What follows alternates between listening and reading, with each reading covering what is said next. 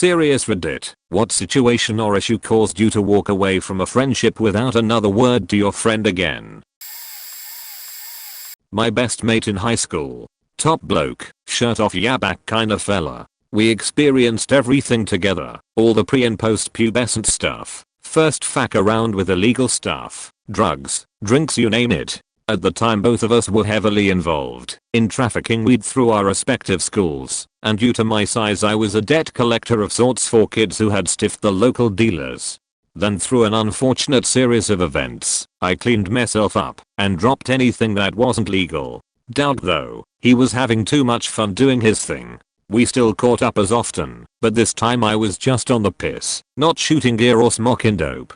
He would always ask, I would always decline. This pissed Doug off to the point he cut contact with me one day, really abruptly. Didn't feel the need to pursue a reason. Fast forward about 10 years, Ma rings me, tells me that Doug had rocked up at my folks asking to catch up and bury the hatchet as he was clean, so she gave him my address, and he was coming over. The missus didn't know about Doug and was fast asleep anyway, so I just left the door open a crack so I could hear his car pull up. Had a real bad feel in it though, to the point where I grabbed the pacifier. A length of thick regime I'd fashioned into a cudgel from my high school woodwork days that I usually keep near the door, and slid it hidden from sight near the couch. Still don't know why. Moments later, hear a car pull up. I go outside to meet him, and could immediately tell something was up. Firstly, Doug was faking flying, pupils like 5-cent pieces.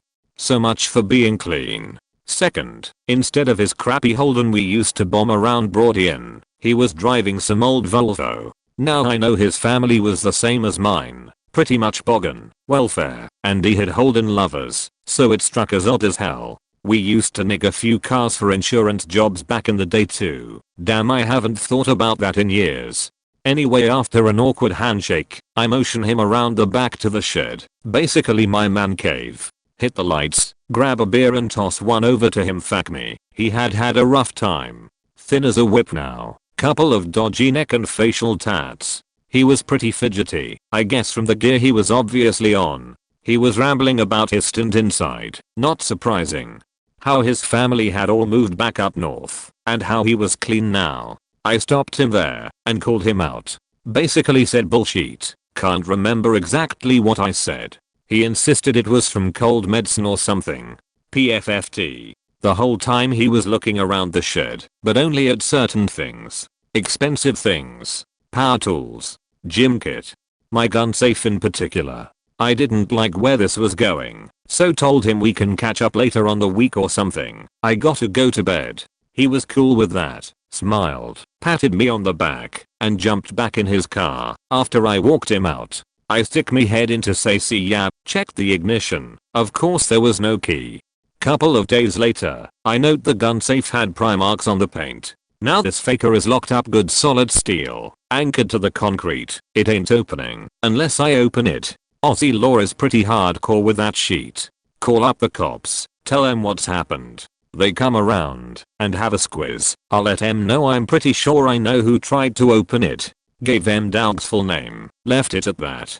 Haven't heard from the bloke in near 15 years. Frankly don't care if I do. Our daughters went to preschool together, and so we started socializing, with play dates twice or 3 times a week for about a year. The kids would play, and we would drink coffee and chat. When I had to take my husband for surgery, she offered to watch my kid. It was the very first time she'd ever watched her without me there. I came back a few hours later to find my 3-year-old sitting in a corner looking as if she'd been crying. The ex-friend launched into this really detailed story about how my daughter had repeatedly tried to take a toy from her daughter, and so she'd had to give her a timeout, and my daughter was upset at the discipline.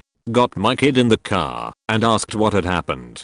She said that she and her friend had argued over a toy. Ex-friend had gotten right into her face and screamed at her so close that she had sprayed my daughter's face with spittle. Then ex-friend slapped her and slammed her into the wall. I pulled over and felt the back of my kid's head. There was a big lump on it. So we turned around and drove straight to the police station.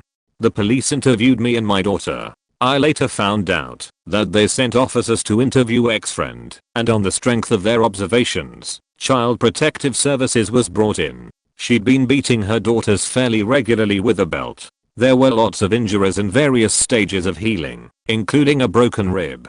Ex-friend got a suspended sentence and lost custody of her 2 children to her mother-in-law until she worked through an anger management and parenting program. I don't know if she ever completed it. Here's the worst part. I spent 2 or 3 hours a week with that woman for a year, and I had no clue she abused her children. None. Nothing she said ever raised red flags. I never saw her threaten or physically discipline her kids in public. Her daughters were very quiet and well behaved, maybe a little too eager to please adults, but nothing really remarkable. She never left marks in visible places. I thought that I loved her. We had been friends with benefits for 2 years. She initiated the kissing, and I had taken her home. As she got out of the car that I drove her 40 miles just to get home in, I ran out to give her a goodbye hug, which she graciously accepted. Then she proceeded to tell our mutual best friend that I came at her. She was genuinely scared, and she didn't know if she should press charges or not. Quote, I thought he was going to rap me. End quote. I wish that was the actual end, but there was one more time that she called. A couple weeks later, she told me she was stranded far away from her apartment and she needed some help. While I was furious that she had done this shit to me, I decided to help. My friends and I picked her up. I didn't talk to her at all. And then, my real best friend suggested, hey, why don't we get something to eat first? Because he didn't know what had happened between the chick and I. Everyone loved the idea except me. We went to a restaurant and I literally pretended to have an important phone call and walked around the neighborhood, too sick to my stomach to be near the table, until my best friend called me and said we should get going. We dropped the chick off, but before we did, she said, hey, I just wanna be honest with you, and she then told me that the reason she was stranded was because she had went to a person's house to have sex with them, and she needed a ride home. I told the driving friend, let's get out of here. I never spoke to her again, even though she tried to text and Facebook me many times. Witnessed a gambling addiction swallow my friend's life up whole. Kid started innocently enough at 17. Got a fake and went to one of those casinos that really couldn't give a fuck what age you actually were, as long as you don't win. He lost every penny he had to his name up until that point. Had his fake taken from him that night too when he got pulled over on his way home. He then swiped his brother's debit card one day and ran him dry on an online casino. His parents banned his IP from the internet to prevent this in the future. So in turn he goes out, tells me he needs $100 for an emergency, and goes out and buys a shitty laptop with it. He then swipes his mom's credit card and runs a $4K tab on that again on an online casino. Fast forward about a year now, I got over the whole laptop thing since I was working and didn't really care too much about $100. He tells me and a bunch of other people he's doing a fake ID order. We're all about to go to college, so it made sense to get in on this. Give him the money, take the photos, everything seems smooth. Wrong. The kid takes the money, about $1.5K of his friend's money, buys himself a fake, then goes to the casino and loses it all. After this I basically told him to go fuck himself, but got begged by both mine and his parents to stay in touch because he needed support now more than ever. That same summer before college, kid decides he wants to make another casino run. Asks me to chill one day. Long story short, kid had the balls to ask me if I wanted to rob a faking house with him. I got in a fight with the kid, and from what I understand he actually still did it. Didn't get caught either. Worst part about it is, from what I understand, he robbed his grandparents since he knew where they kept their valuables. I don't talk to this kid anymore, but from what I understand he later took his tuition money for college or something along those lines and basically gambled all of it. All I know now is that he's a college dropout and works at Burger King. The part that keeps me up at night is that part of me thinks I could've done more. Like, I could've just taken his keys so couldn't go to the casino. Or I could've told his parents, who are extremely good people, when and where he was heading when I knew. I don't even know what to think of the kid anymore, because he truly was a great friend at first, but something just clicked one day and the kid just couldn't stop gambling. I really thought he had hope when he went to college, as his first 2 years he really did well, but his junior year, last year, something went awfully wrong and it all fell apart. I changed some of the info here because I didn't have the heart to completely put someone's life out there for faking karma, but I hope someone out there reads this and maybe it helps them keep someone you thought would be your best friend forever when you were a kid. Had a big crush on a girl since high school. We ended up getting closer and I fell for her hard. She was never interested in me because we were better as friends, which is bullshit. Every so often I would try to move on from her, but when I did she'd say some bullshit, like I'm starting to like you, or I don't know what will happen in the future, when I would ask her if we'd end up together. Some ridiculous nonsense, but I was stupid enough to believe it and go back to her. She had different boyfriends throughout that time, and every time she did, I ceased to exist. Only when things between them got rough, she would come to me. So I figured it was for attention. I always wondered why she kept picking the biggest douchebags and going back to them again and again, just to be hurt again and again, but then it occurred to me that I was doing the same thing with her. Every time she broke my heart, like an idiot, I gathered the pieces and put them right back in her hand. So a few days ago I sent her a message basically saying she'll no longer be part of my life. We're done, don't contact me or anything. It's been a tough few days. My entire high school memory was all her. I went to my brother's wedding with her, for Christ's sake. I can't even look at another girl without thinking of her. But no, as soon as I realized that, I was done. Not worth dealing with anymore. In 1997, when I was 12, I got into using chat rooms online with other people from across the world. I'm Aussie, and back then I thought it was the coolest thing ever. In 1999, while on Ike, I started to speak to a guy called Chris. He was a year older than me, he lived in the Los Angeles area, and he was so cool at the time. He was in a band, had piercings, was a rocker, skateboarded etc., and we would talk for hours every day. I'd get home from school to tell him about my day, and it'd be the evening for him too, but the day before. Hell, I'd even say that he shaped my teen years, as he inspired my music taste in TV shows, and gave me a lot of advice. I wouldn't say we dated, but I'd have considered him my best friend. Sometime in 2000, he told me that he would be coming on vacation to Australia in January 2001, and as you could have imagined, I was over the moon. My city is a popular tourist destination a few hours away from Sydney, where he was staying for a couple of weeks, so over many months we planned what we would do, where we would go, and everything.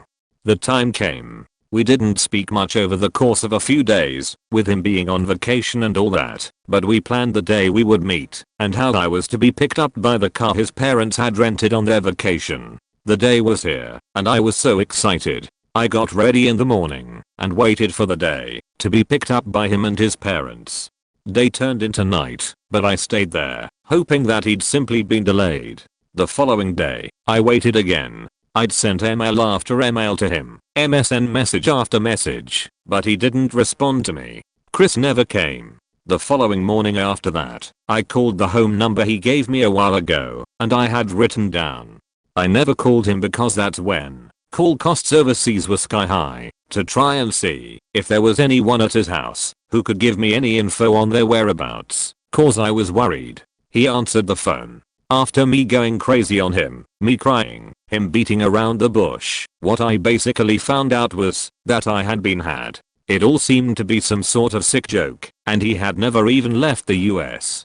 The vacation, the plans we made, was all a lie. I never knew why he did it either, and to this day, I still don't.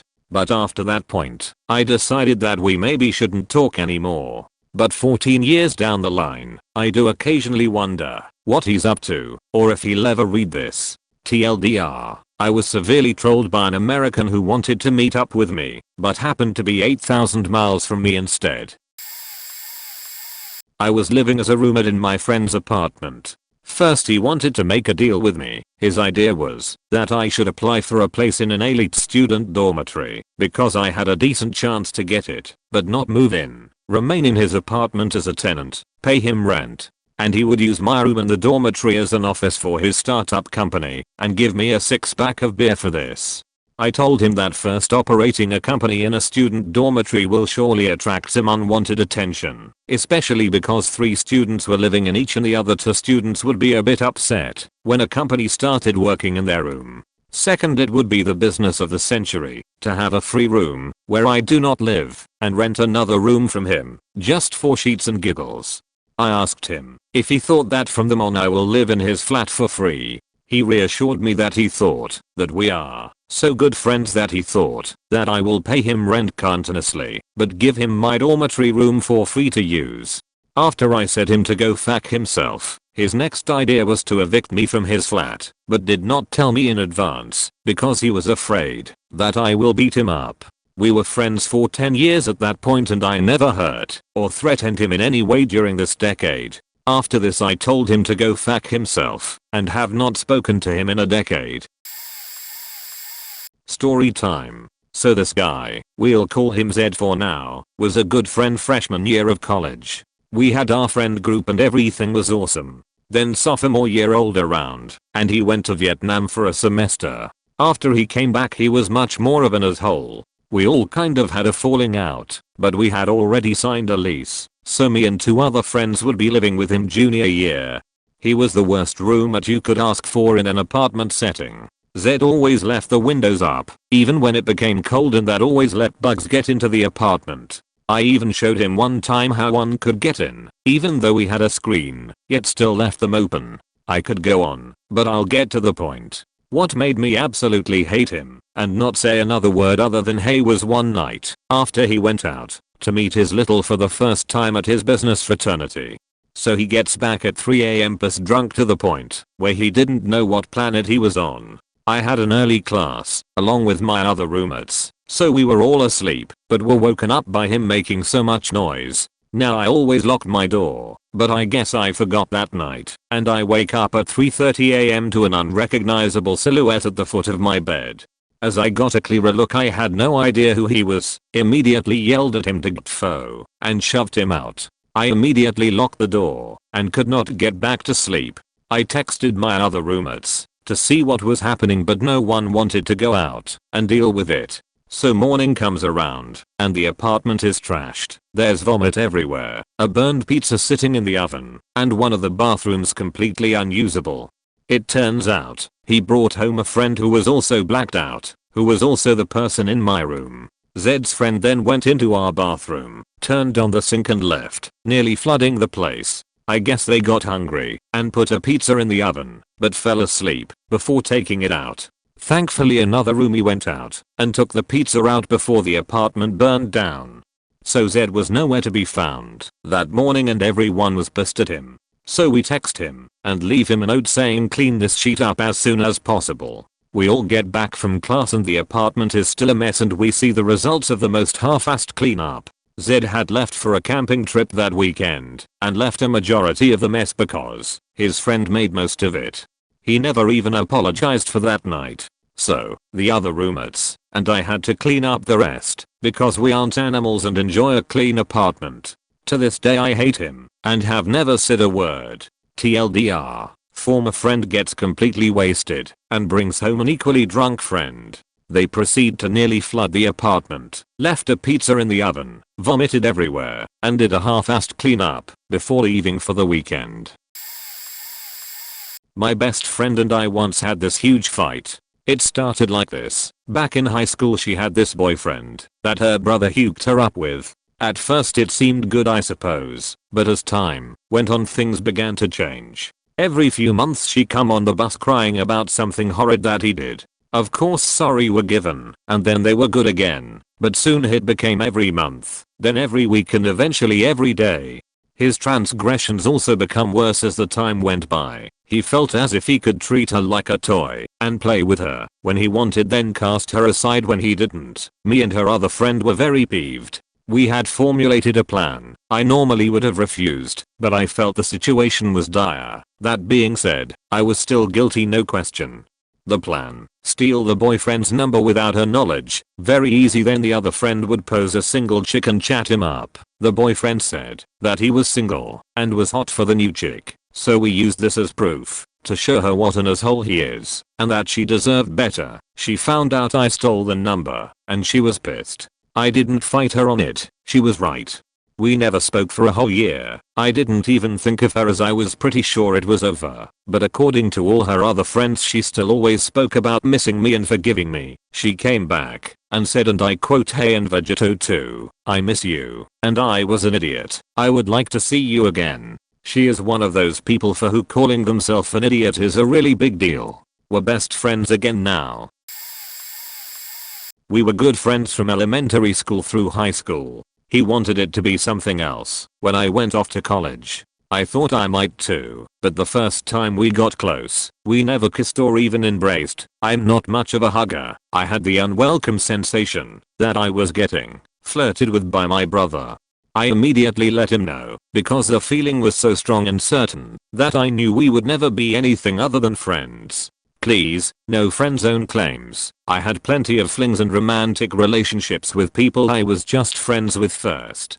He seemed to not believe me at first and actually tried to slide his hand under my as while we were watching a movie with my roommate next to us in a publicly accessible lounge after I had told him we would be remaining friends. But after I scooted away time and time again and finally left the room, he seemed to take me seriously and not be too upset by it. Fast forward 8 months. I'm home from college for the winter and he wants to meet up with a mutual guy friend of ours. We go to a local haunt that is open until the wee hours and talk. Our mutual friend is very chill. We'll talk about anything, and for some reason we talk about going to a strip club together because I'm curious and have never been. We include my just friend's friend in this conversation. When I get home that night, he emails me the most sexist, slut-shaming diatribe commenting that I was flirting with our friend, so was not, and our friend agreed with me, accusing me of dressing too revealingly. I was wearing a two-layer cotton t-shirt showing curve, but no cleavage, not that it matters, and a heavy suede coat with fluffy forks fur collar.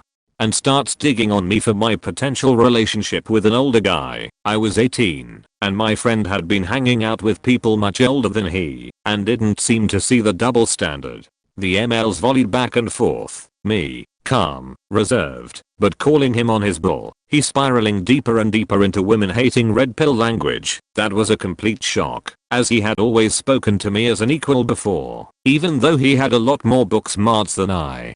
And finally he crossed 3 lines that shattered our friendship. I had once told him my dreams, confided in him my thoughts about science and the nature of life and the universe, and here he was telling me he thought I was a slutty piece of shit who was too stupid to make her own decisions. It really hurt. It still hurts to think about. I never spoke to him again. Our history had been wronged and severed, and I would not be able to look at him the same way again, or feel emotionally safe in his presence. Every now and again he writes me, or tries to friend me on Facebook, but it still hurts, ruined some of my faith in friendship. If I thought it would be healthy for either of us to rekindle that friendship, I would, but I still get a sensation like bile in my mouth whenever I think about it. This one's about my sister. I'm using her because before shit happened, I saw us more as friends than her being my sister. Basically, I don't know when it happened, but I had realized something about her. She's an awful person. She would always talk shit about my appearance, like my acne on my chest and back and face. Constantly she would come to me about the other girls in her school and be like, "God, this girl is so nasty, like she has freckles all over her body and shit, like I can't believe she's popular." My sister is 17, and I'm 19 just for context. She judges everyone by their appearance, and she is absolutely dumbfounded as to why people are more popular than her when she doesn't talk to anyone or interact with anyone. She wants the world to change for her, which is not only lazy, but selfish, because then people like me have to put up with her bullshit. Like one time I had to pick her up from swim practice, and there is construction on the main road outside my neighborhood, so I was waiting for like 15 minutes in traffic. When I got there, she immediately got shitty at me for not picking her up sooner, because she doesn't want to be the last person left. She started talking shit about my acne and just saying some awful shit for no reason, because she thinks the world revolves around her. And just recently, I discovered she has the guiltiest conscience of anyone I've ever known in my life. She had been getting on my nerves, because I just started college not too long ago, and was getting swamped in work, and she will just come in my room while I'm doing work and close my laptop and mess with all my papers and sit on my bed to watch me and make weird noises, and I'm like, can you get out? And she says no, in a cheeky prissy voice. I was fed up with her one time, so when she was talking shit about my acne at dinner when we were having pizza, so I snapped on her and said some things I probably shouldn't have, but don't regret saying. We haven't talked in 3 months, and in those 3 months she has convinced herself she's a victim of some heinous act I did. She talks shit about me to my other brothers and my mom, obviously telling a one-sided story where I'm the villain who bullied poor innocent Ashley. She completely avoids me now, and if I try to ask her what's for dinner, she gives an angrily sounding brief response. The funny thing is we live together with my parents, and I haven't been happier in these 3 months. I feel better about my appearance and everything, because not hearing criticism on my skin, something I can't control, has helped me gain a lot of self-confidence.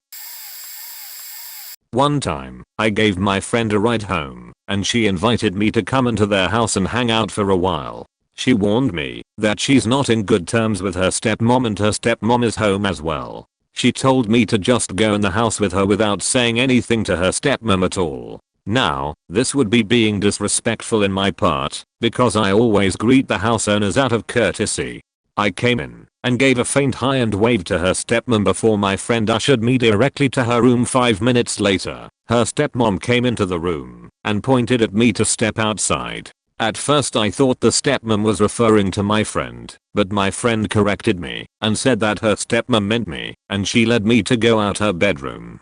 She was about to close her bedroom door and let me face her stepmom alone downstairs, screaming and yelling and cussing at me like she just caught a house thief. I even had to beg my friend to come downstairs with me for hock nows what her 200-pound stepmom could do to me. Not to mention her stepmom did this in front of little kids. I uttered a few apology while her mouth didn't stop yelling at me, and I left the house quick. When I got home, I waited for my friend to text me, hoping she got concerned on what happened to me. This turned to days, and she never did. I didn't mention to her how this upsets me, but this was my tipping point on deciding that I'm not hanging out with her ever again. My family and other friends were all pointing out on why I was still hanging out prior to the situation with this friend, while they point out things she does that I ignore and probably got immune. Throwaway account. Names changed to protect identities. So I was really good friends with this dude named Tim. Tim and I went to high school, joined the military, and were stationed at our first base together. Tim and I were pretty inseparable, and were rarely seen without each other among our friends. Enter the girl. Her name was Jennifer. A solid the 8th of May 10 on a no makeup day. 00 waist and 34C bust. I had dated Jennifer for a while before, in high school, and also shortly after.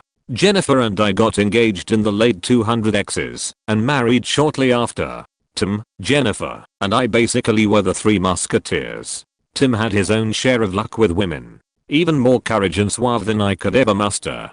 One day, we all went out to play paintball at the local field. Pretty awesome day, overall. Until we got home. I decided to clean up first. Shower and change, all that jazz. I head upstairs to the restroom, and hear my newlywed wife and my best bud turn on Dragon Ball Z, so I decide to hurry up with the shower, so I could watch too. But then I had a thought. Wouldn't it be hilarious if I surprised them with a spontaneous water gun fight? I sneak out of the shower and fill up my super soaker to make my way downstairs, shower still running to make it seem like I'm still in there. I prime the super soaker and turn the corner to see an event that will never leave my mind. There lay my bud, balls deep in my wife. Like what the fuck? A million things go through my mind. My bud betrayed me, which hurt me. Than what Jennifer could ever do. Fucking hoes ain't loyal. I decide the best thing to do is remain calm and remove myself from the situation before I could do anything harmful to either of them. What the fuck are you doing? I managed to say without breaking down into tears. Deer in the headlights. Get the fuck out of my house. Another false moment of courage. I'm dying inside. I call our supervisor who promptly comes to pick up Tim. I request a transfer of units and luckily got it. I divorced Jennifer shortly thereafter and didn't have to worry about a thing since there was evidence of adultery. Since Tim was picked up by the supervisor, we had to file a memorandum for record. That memorandum went on to support booting Tim out of the military under Article 83 and 134 in the Uniform Code of Military Justice. Those two ruined many things in my life, perhaps the most important of which is the Dragon Ball series. I cannot watch it anymore without crying incoherently. At least Tim helped me get out of a relationship that could have been really bad. Still haven't talked to that faker, pun intended, in more than 10 years. He was a pretty shitty friend in general. A huge nerd with a mild form of Asperger's syndrome. He was also a extremely spoiled gaming addict. Literally, gaming was the only thing he did. Would never let you play the game for more than 5 minutes and often wouldn't even talk back to you if he was focused. One day he had a mutual friend sleeping over, so I decided to drop by. He was being kind of a dick already, talking to me from the balcony, but not letting me in for a while, but he eventually let me in. After a while I went to the balcony, probably to get some fresh air, and out of nothing he locked the door. Since I was trapped on a 2 stories up balcony, I got kinda mad and urged him to open the door, but he just kept laughing at me. I got so mad I started fumbling with the door handle. You have to know that I was a pretty fat kid back then, so when I hung with all my weight on the handle, it naturally broke off. My friend gets mad and opens the door to shout at me, demanding that I would pay for the damage. I just walked out and never talked to him again. One day a sense of nostalgia came over me and I contacted him. It had been 1 year or so and I thought it would be fun to meet up. However, the same afternoon I thought of what an awful friend he'd always been, so I didn't show up and haven't talked to me ever since. She took it personally that I chose not to have kids when she can't have them. I made my choice long before she found out she couldn't carry a pregnancy to term, and my choice was in no way influenced by her when I did make it. She had known for years that I wasn't going to have them, and until she found out that she couldn't, she had no problem with it. I was sad for her, cried with her, and was there for her and her husband when they found out she couldn't carry a pregnancy to term. I never rubbed it in their face, never even brought up being child free or suggested adoption to them because I knew it would wound them. The fact I didn't change my mind was a slap in the face to every couple struggling with infertility, according to her. She also ignored the fact that pregnancy would be incredibly dangerous for me. Due to a pre-existing condition, there is an 80% chance that the fetus and I would die before the end of the first trimester. That reason wasn't good enough for her, because at least I had a 20% chance of becoming a mother, while she had 0. She would insult me every time we talked, calling me selfish, saying I wasn't a real woman, and saying I needed psychological help because I didn't want to reach the pinnacle of womanhood by becoming a mother. The last time we talked, I told her I can't speak to her anymore because of these insults. Her last words to me were, "I hope you get pregnant, find out too late to murder your innocent child, then die in childbirth." 27 years of friendship gone because she can't stop grieving for a child that will never exist. I had a friendship with a girl that turned romantic. She had her own issues and eventually just left me be. I was far more into her than she was into me. We managed to become friends again after a while, and I had a girlfriend at that stage. Now what happens is that she's moving to my city. Awesome, and I decide to let her stay with us for a while. There were clashes between her and my girlfriend, and this third woman who was a friend of mine from way back called and said she needed somewhere to stay. The third woman exacerbates the situation and eventually gets busted stealing from us. After a long saga of making shit up, fake phone calls to herself and other drama, and some gaslighting, and we eventually kick her out. My mate sides with that girl, and I had to choose between these guys and my girlfriend. I chose my girlfriend. Now I'm not perfect, and I went through this review stage and found that there were points where I could have acted better, so a couple of years later I message her and tell her as such. We catch up again, and she tells me throughout this conversation that we couldn't ever really be really good friends again because All of her friends knew what happened and that at most, we could catch up for a coffee once in a while, and that she was still very good friends with the woman who'd stolen from me. I agreed at the time, but on the walk home I realized that I'd put myself out, I'd apologized, and I'd literally gotten nothing back, except rules and stipulations on how our interactions would work in the future. So, I didn't look back. I was pretty sad about it, because at one time she was my closest friend, and I thought she might have changed or seen through the other woman's lies. But I'd made peace with myself, I'd admitted my errors to them, and ultimately, if after all that they didn't see their own, well, that sucks for them. I'm able to grow as a person. I'm happy about that. Currently dealing with this. I haven't completely cut off contact, but I'm sure it's coming. I have 2 friends that are roommates. They have been roommates off and on for years, and usually get along great. The difference now is that one of them is now engaged, and his fiancée lives with them. So friend 1 is really happy with this girl, and friend number 2 was cool with it, until he found out they are getting their own place after they're married. He has child support, and a major weed addiction. He's been paying like $200 a month for rent and that's it. 4 years. The rent is $800. He doesn't pay any utilities, he doesn't pay for gas for rides to work. He doesn't help around the house. He just works, plays games and smokes weed. He spends half of what he makes in a month on weed. He is throwing a fit about them getting their own place and playing the victim, saying he can't afford his own place and that they are just faking up his life. He constantly complains about being broke and blames the child support for it instead of the hundreds of dollars he spends on weed every week. He's 32 faking years old. He's threatening to fuck up their wedding and has been trying to break them up. Luckily, friend 1 and his fiancée are too smart for this shit and it's not working. My group of friends is close. We introduce each other as brothers and will do anything for one another. But this playing the victim bullshit is getting old, and we are all pretty sick of it at this point. If anything happens to fuck up friend 1's wedding, friend 2 is going to have a rude awakening when he suddenly has no brothers, no friends, and no one to lean on anymore. Edit. Also, if friend number 2 happens to see this, you're acting like a faking spoiled child. It's your fault that you are going nowhere in life, no one else's. Get your shit together, brother. Seriously. You are pushing everyone away by being selfish and using people. Grow the fuck up. This also applies to anyone else doing this. Get your head right. Throw away, because I feel extremely ashamed of how long I stood by this person. I had a couple friends who used to date. I'll call them Sarah and James. They broke up over a year ago, but had been trying to remain friends. Sarah would still publicly profess her love for James, but she would also frequently drag his name through the mud for any little thing he did that made her unhappy. I really should have paid attention sooner to Sarah's behavior instead of overlooking it. I have my own baggage, and so she was one of the only 3 people who I wasn't afraid secretly hated me. However, that's really not an excuse for willful ignorance. Anyways, a couple months ago, I started noticing how anxious James got anytime Sarah seemed even a bit annoyed.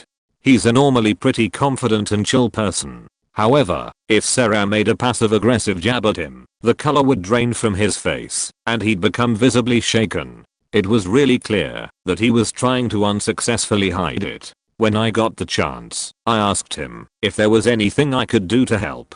A few days later, he opened up to me and another friend about his past relationship with Sarah. In private, she would frequently blow up and berate him for any and every little thing he did wrong, and on occasion, she would slap him during these episodes. I feel like such a shitty person for this, but even though I believed James and I recognized that Sarah had been abusive, I didn't immediately write her out of my life. Instead, I kept her as a distant friend until a couple weeks ago. More than a year after the end of that relationship, James got up the courage to go on a date with a new girl. Sarah found out and went nuclear. She cornered James, screamed at him, splashed coffee on him, and then cut her wrist, not deep enough to really bleed. After I found out what happened, I tried encouraging her to see a counselor, but she's completely opposed to any kind of professional help. I haven't talked to her since then, but I hate myself for taking so long to cut things off. I know she has her own mental problems, but that doesn't excuse her actions. I hope that I can one day redeem myself for enabling an abuser. I started to realize that his friends didn't like me when one of them sent a FB message which insulted me and my friend. His friend sent him an apology, but I didn't get one. So I unfriended both my friend and his friend who sent us the insulting message. I did that because I noticed that none of my friend's friends actually liked me and kind of put up with me. They had all been friends in university or came from the same hometown. I also realized me and my friend were kind of toxic with each other, as in we allowed each other to wallow in depression, drank and smoked extensively, and basically allowed each other to stop growing as people. There was a gap of 3 months during our friendship where we didn't really see each other due to both of us being busy. During that time he got a job, he got over his ex and was dating a really nice girl, and he cut down on his drinking. Then a few months later his friend sends the insulting FB message to us, and I realized he, my friend, was better off without me. My friend did nothing wrong really. I just felt that seeing as his friends didn't like me and how I held back his progress, it was better I faded away. So when he called and texts, I ignored him and I deleted my FB. I made the right choice, but I probably did it the wrong way. He was a good person, but we were bad for each other. This needs a short introduction. It's sad but true, but the Dutch tend to curse with diseases. 10 years ago, my mum had cancer, and I was going through a rough period. I didn't have many friends. One afternoon I was invited by my then best friend to come over and hang around for that day together. I was happy I actually got invited. I entered her house and I soon see someone else on the couch next to her. Yeah, she came by, so I invited her too. No problem, I guess we can sit with the three of us. Within 5 minutes, I'm the odd one out, the fifth wheel on the wagon, the third leg, whatever you call it in English. I didn't feel at ease anymore, so I turned very quiet. As my thoughts start taking me on the thoughts train to that sharp image of my mum in a hospital bed, my friend and the other girl had started complaining about something. In doing this, they started cursing with the disease cancer. I asked them if they could stop that, after which I got insulted using the same disease in their sentences. I got up and left the house, slammed every door I ran into, ignored their laughter that soon turned into some sort of half pity, half giggling. My friend followed me to her front door, but never pushed through to get me back inside. I never spoke to her again. I never got an apology. She just kept inviting me over, and I ignored every single invite. It stopped after a year. I still don't talk to her. I've never been so angry in my life.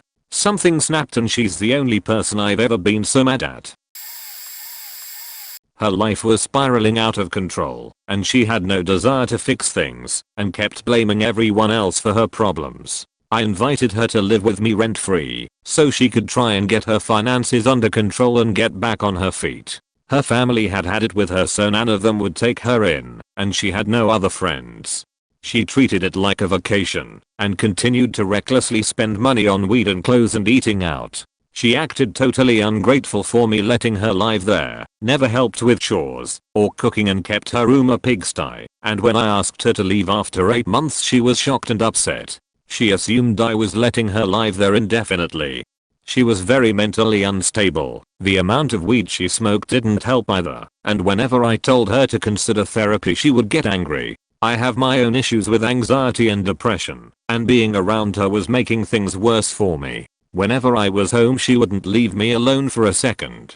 Every day I'd have to sit there and listen to her go on and on about her problems. I felt terribly guilty about cutting her off after she moved out, but I needed to for my own mental well-being. We haven't spoken in 3 years, and honestly my life has gotten nothing but better since I got rid of her. To cut a long story short, there was an amazing teacher at my high school who put on reenactments directed by students. I was friends with 3 girls in high school, very clique. We would write noted to each other in class, hang out every weekend, etc. Senior year 3 of us had been asked to be the head director of different reenactment, the 4th friend had not. My reenactment was the first of the year and I always loved the most, because it was the biggest surprise to the freshman history classes, since it was all upperclassmen as actors. Fourth friend took it hard that she wasn't asked to direct and ended up lying to my other friends that she has actually been asked to direct and I was stealing her role. She at this time was also struggling with an eating disorder. I know this sounds heartless, but she was absolutely this type of person. She used that in her favor to play the victim. None of my friends believed me, and I lost my other two best friends that year, which really faked me up. 2 years later she wanted to be friends again. I confronted her about the lie, and she said something along the lines of, well, we can't go back in time and see who said what, so what does it matter? If she had just owned up and apologized, I would have been able to move on. But I told her she hasn't changed, and there's no chance we will ever be friends again.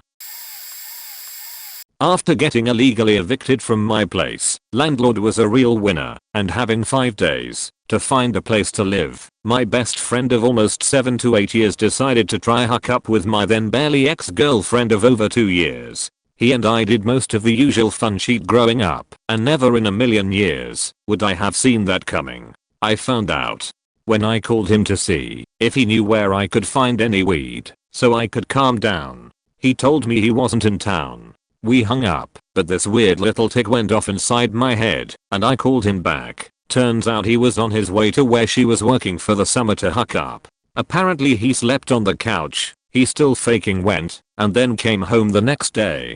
We tried to patch shit up, but I was fairly certain they had already fooled around when I was still living with her, so he can't be trusted again. She explicitly told me one day that she didn't even want him around. It creeped her out. Then that happens. When questioned about that, she has no memory of telling me those things, lol. In the end, I broke my phone, lost my mind, lost my job, my best friend, all my other friends, after she ran her mouth for things that never even happened. And despite everything, I lost her as a friend as well. It was a lose-lose for everybody, but I'm probably the only one who developed some mental issues because of it.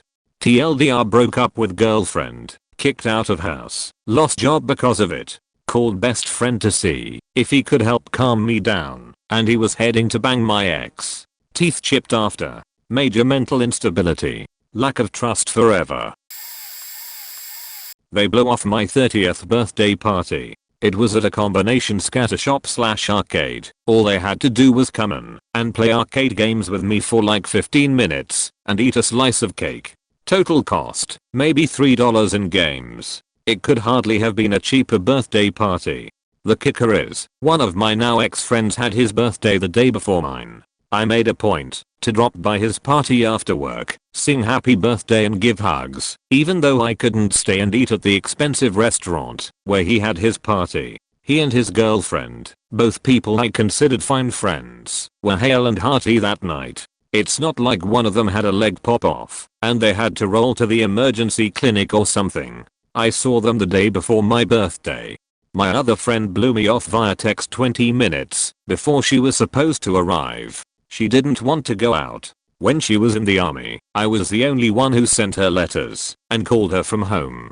She couldn't put in some FaceTime for a few minutes. Are you fucking kidding me? We live in the same city and beach. I know you ain't have any other friends or anything better to do. A couple of these people wrote me messages on Facebook. Oh, I'm so sorry I couldn't make it. Fuck you. I deleted them, their phone numbers, and moved on. I was always the person who came to everyone's and their brother's graduation, birthday, comedy show, etc. I helped them pack and move. And they couldn't come to see me on my birthday? Absolute best college friend. Did everything together. We both moved to the same city for grad school, and I got really wrapped up in work plus exercising, and she got really wrapped up in work plus going out and being social. I was still down to hang out, but usually wanted to be back home by like 10:30 p.m. Eventually, this really annoyed her, and she also refused to hang with me, for whatever reason. This really annoyed me, and so we started only hanging out rarely. One day, years later, after months of not seeing each other, and 10 years of friendship, and at an extreme low point in my life, I went to hang out with her. A few hours in, we started a mini argument, and she went off on me about how I ruined conversations, and couldn't shoot the shit about anything without turning it into a serious conversation.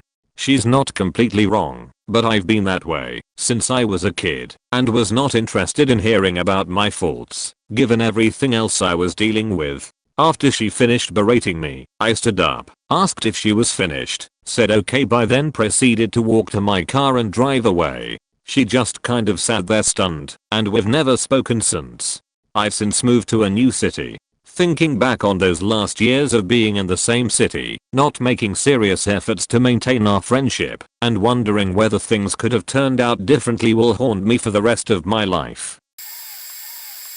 When I was in 5th grade I made the best friend I've ever had. We were practically connected at the hip for nearly a year. We had so much in common, and I had never cared about someone who wasn't related to me by blood as much as I cared about her. Then, my entire family discovered that we were infested with lice. I had gotten them from her, and they spread to my entire family, and we could not for the life of us get rid of them. My friend was from a really big family with about 8 children and a dad who worked far too much to see to his children and, say, check them for lice. My family tried every possible way to get rid of the lice, everything from poisons to lye soap to olive oil, and nothing helped even a bit. It was for this reason that I slowly started avoiding my friend more and more, and the further away from her I got, the less terrible the lice blight on my family was. We moved away eventually anyway, but after we did, I didn't make any attempt to keep in touch with my friend. I loved her, and I still look back on our friendship with fondness, but all good things must come to an end. Especially if those good things are spreading parasites to you and your entire family. A friend tried to get me in on a plot to get a guy so drunk that he would pass out. Then I would have to kiss him with that being photographed to prove that the guy was gay or something. I was supposed to do this for $5. Here is how it goes. I had this friend who has a beachy fat girlfriend. That is not really important to the story, but I hate her so fuck her. And one day I ask to hang out and play video games. He agrees and a few minutes later I show up to his apartment. Anyway, we shoot the sheet for like 5 minutes, and then his roommate comes down the stairs. The roommate says hey my name is D. I say hello my name is effort_to_decent. Then his eyes light up, like he was expecting a present or something. Is this the guy? D asks my friend. My friend confirms, and instantly starts laughing, and so is his anchor of a girlfriend. I, not knowing what was going on, asked about the situation. D says he has an offer for me, and recites the first paragraph of this comment. I instantly start laughing. I mean that is the dumbest thing ever, right? The guy's trying to get me to pretty much sexually assault someone for $5. The man is a moron. Now surely my friend knew this and was just taking advantage of a funny situation. There is no way he would realistically expect me to do this. Well, obviously I decline and called D an idiot in a joke-y manner, and then my friend asked why. I said because that is a crime, and let alone the fact I'm not gay. Then I asked him why he thought I would actually do that. He just gave a blank stare. I persisted and he just said I thought you do things or whatever, something to that effect. I asked for examples of this, and he again met me with a blank stare. Then I realized that it wasn't a joke anymore. The dude actually expected me to follow through with this, frankly, retarded plan. It was a very eye-opening moment, because it meant that I was apparently this guy's go-to quasi-rapist, and he could even do me the courtesy of justifying why. He just wanted something to play out, and thought I was dumb enough to follow through with it. Suffice it to say I have not spoken to him since. Edit. I have another one that is different but quasi-pertinent, if anyone wants to hear it. I'm currently in this situation and struggling to just leave it be. It's one of those friendships where you put a lot into it, like a piggy bank. Over time it grows, right? Like, you take them to see something they love, you're there when they have a breakdown. I thought of her as my family and gave her the "if you ever need anything talk." She said that it was the same for me.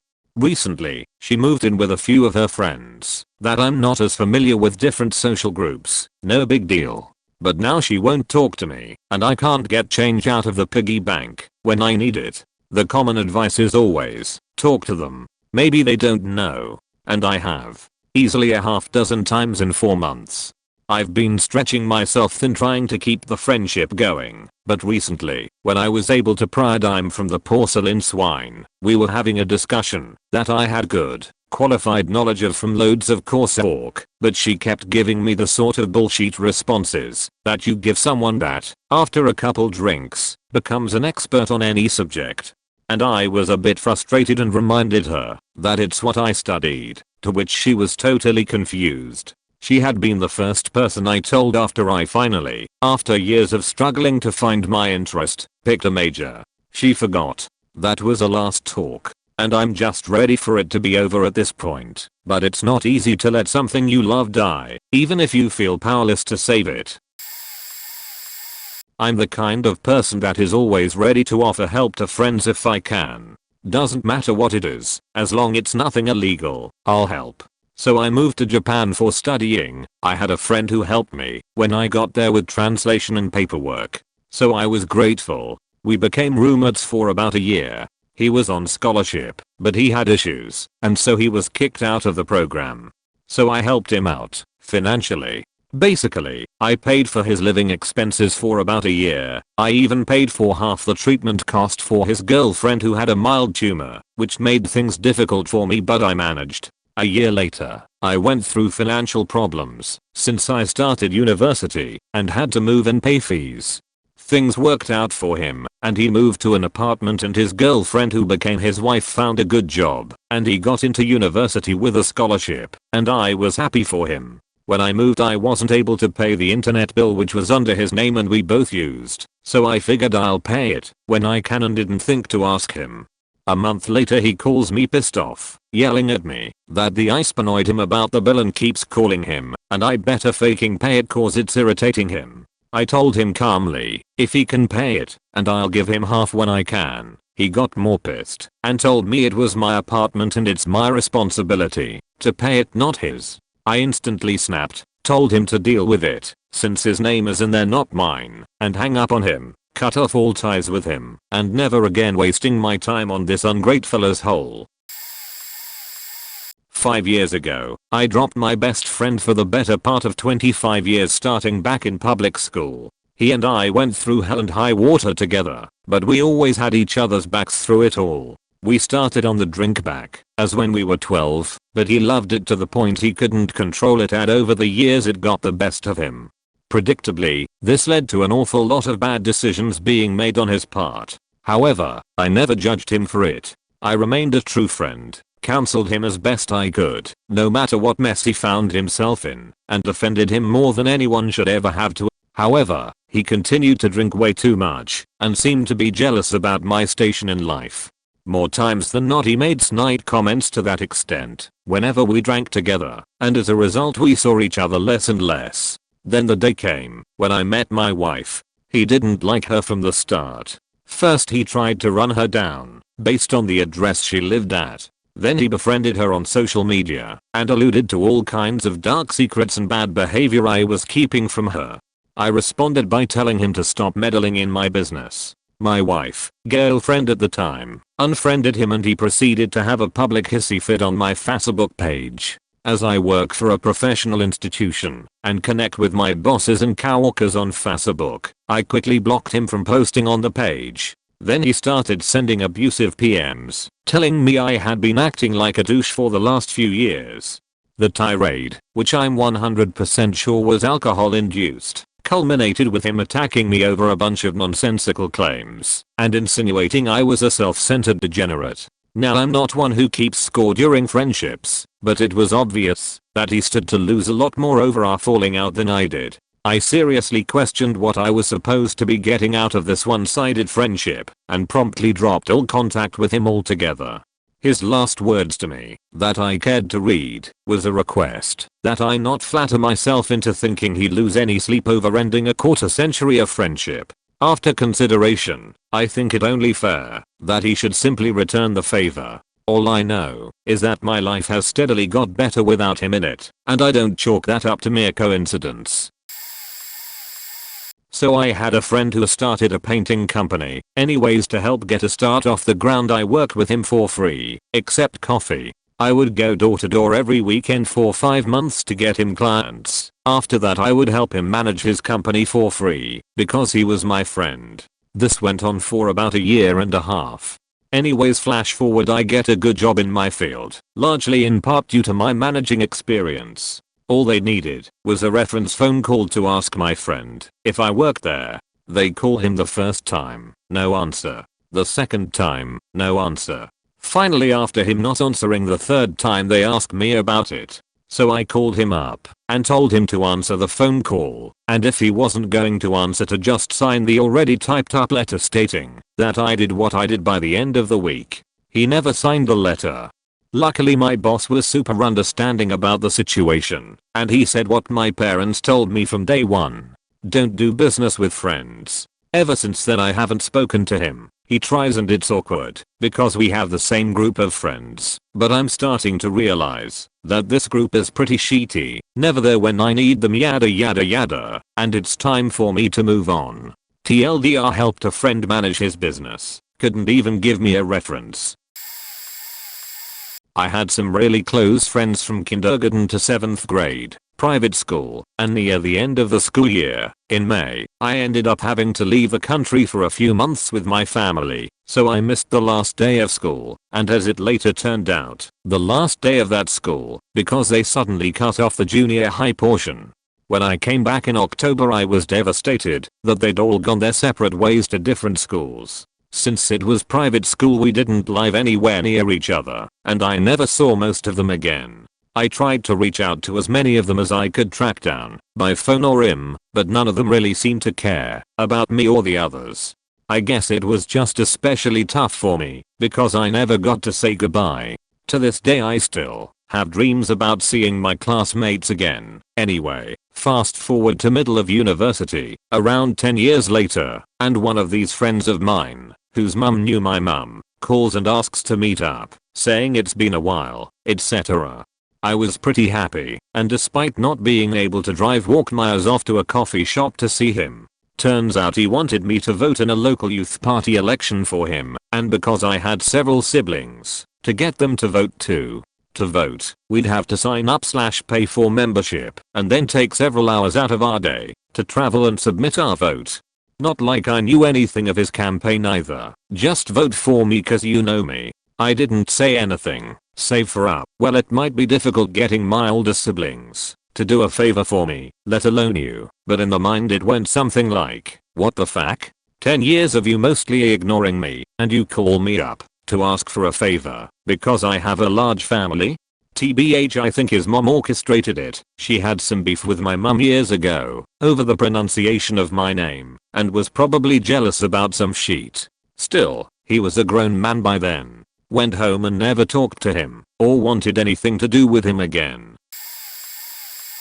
This isn't as dramatic a story as some of these, but I'd love to get it off my chest. I was good friends with, let's call her Ashley. We liked the same things, worked in the same industry, met in college, where we were both minoring in the same subject. I thought I finally had a friend who I could relate to in almost every way. The only difference is that I'm always very communicative if we had plans to meet, while Ashley is not. I always let you know when I'm on my way, and if I can't make it to something, I'll let you know well in advance. Ashley is always late, or, more often than not, cancels on me at the last minute. Ashley switched jobs to come work at my company. Great. Let's get lunch to celebrate your new job. And we did, and it was great. Ashley suggests we make it a weekly thing.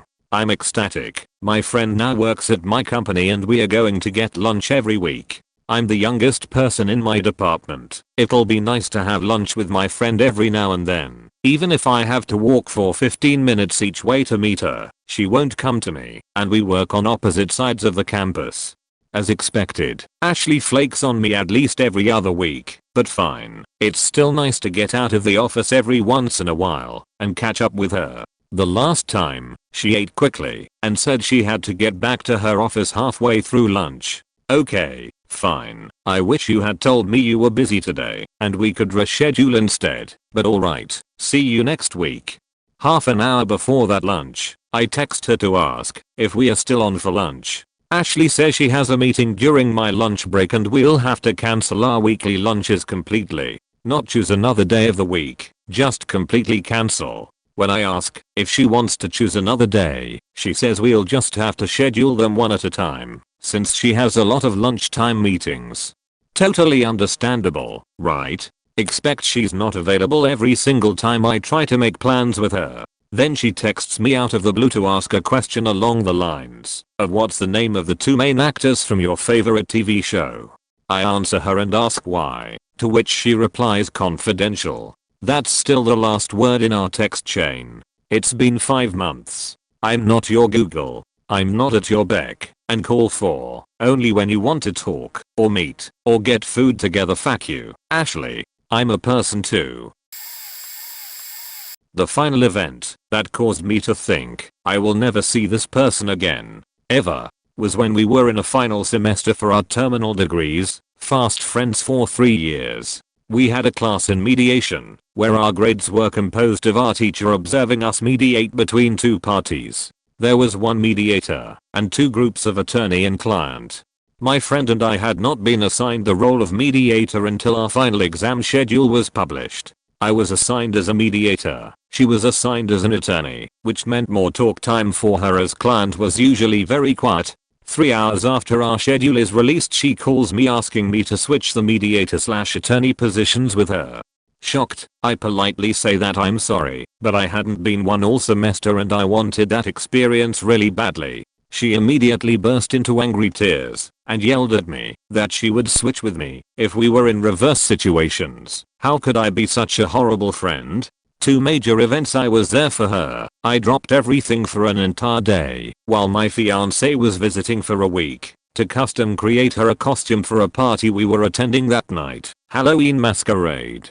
Because she was crying that she had nothing appropriate to wear and really wanted to go. And 2, I would hold her hand and take care of her when she aimed for guys who weighed around 200 plus lbs less than she did and predictably got shot down every time. When she asked me to switch for the exam, I knew there was no friend on the other side of the phone. We graduated in 3 weeks and I would never call her or see her again. I blocked her number, deleted her from Facebook, and never looked back. I just had this happen to me a while ago. My best friend at the time started to talk to my girlfriend without stop. He would text her any chance he got at school. At shindigs we had, he would sit in the back of the room just messaging her while the rest of us were playing video games, drinking soda, and high-fiving. I'm talking hours. I eventually got fed up with it and told my girlfriend that I was uncomfortable with them communicating that much. Essentially she said, "Fuck you, I'm gonna talk to him anyway." As it turns out, he was sabotaging my relationship so that he could get with her. So it actually ended up working, except he didn't succeed in getting with her. So after the breakup he got all of our friends together without me there and basically told them that when we broke up that I had rapped her and kicked her out of my house. Didn't happen. They believed him for a few days and then one of my friends confronted me about it. So I cleared everything up with them and he ended up getting kicked out of the group instead. Then about 2 months later, out of nowhere, one of my other best friends tells me that he's dating the same girl. I told both of them that there is no chance that I'll ever associate with them in any way whatsoever. TLDR, best friend faked up my relationship. Later other friend starts faking same chick. Lost 2 of my best friends. Learned that my best friends in high school were the ones I never had. I once had a friend who was pretty lazy and always wanted me to do stuff for him. Get up and get me the remote. Can you go take out the trash for me real quick, etc, etc. I used to be overly nice and would always do it, but one day I snapped. One day, back when renting movies was still really a thing, he wanted to come over but asked me to pick him up, of course, because he didn't feel like driving. So we are on our way back and he asks me to stop at Blockbuster. I thought we were going to rent a movie and I was already irritated because he was in his pajamas, so I knew he was going to ask me to go in and get it. Instead, he takes some movies out of his backpack and hands them to me, asks if I can go return them really quick. I don't know why, but I just got so mad right then. I said no. He was shocked OBV because I never said no, but I said it. He got mad, and I got mad. We started fighting. He was like, I can't believe you're too lazy to get out of the car and drop off these movies. I'm in my pajamas, I can't do it. And I was like, you're the lazy one. I'm tired of doing all your shitty errands for you. It went on like that for just a few minutes. I made him get out of the car and left him at Blockbuster in his pajamas. We never spoke again. One friend was a musician working part-time in a grocery store. We'd been friends for like 4 years, went to the same high school, and lived close to each other, so we saw each other a lot. One of my closer friends, I'd say. A few years after high school I got my first apartment with my then boyfriend, now husband. A few months later my friend got kicked out of his dad's house, couldn't live at his mom's, and came to me. The story went that he had gotten fed up at work and quit, which pissed off his dad, because my friend now had no income, and his dad kicked him out. This is what my friend told me. We were sympathetic, figured some deeper issue was at play. Friend is openly gay, and let him stay with us. Within the first week staying with us, he'd spent the $2,000 he had saved up on booze, drugs, and cab rides to and from bars/nightclubs. We were getting irritated, and I felt bad, because he was staying with us, because he was my friend, and it was my fault my boyfriend was dealing with this.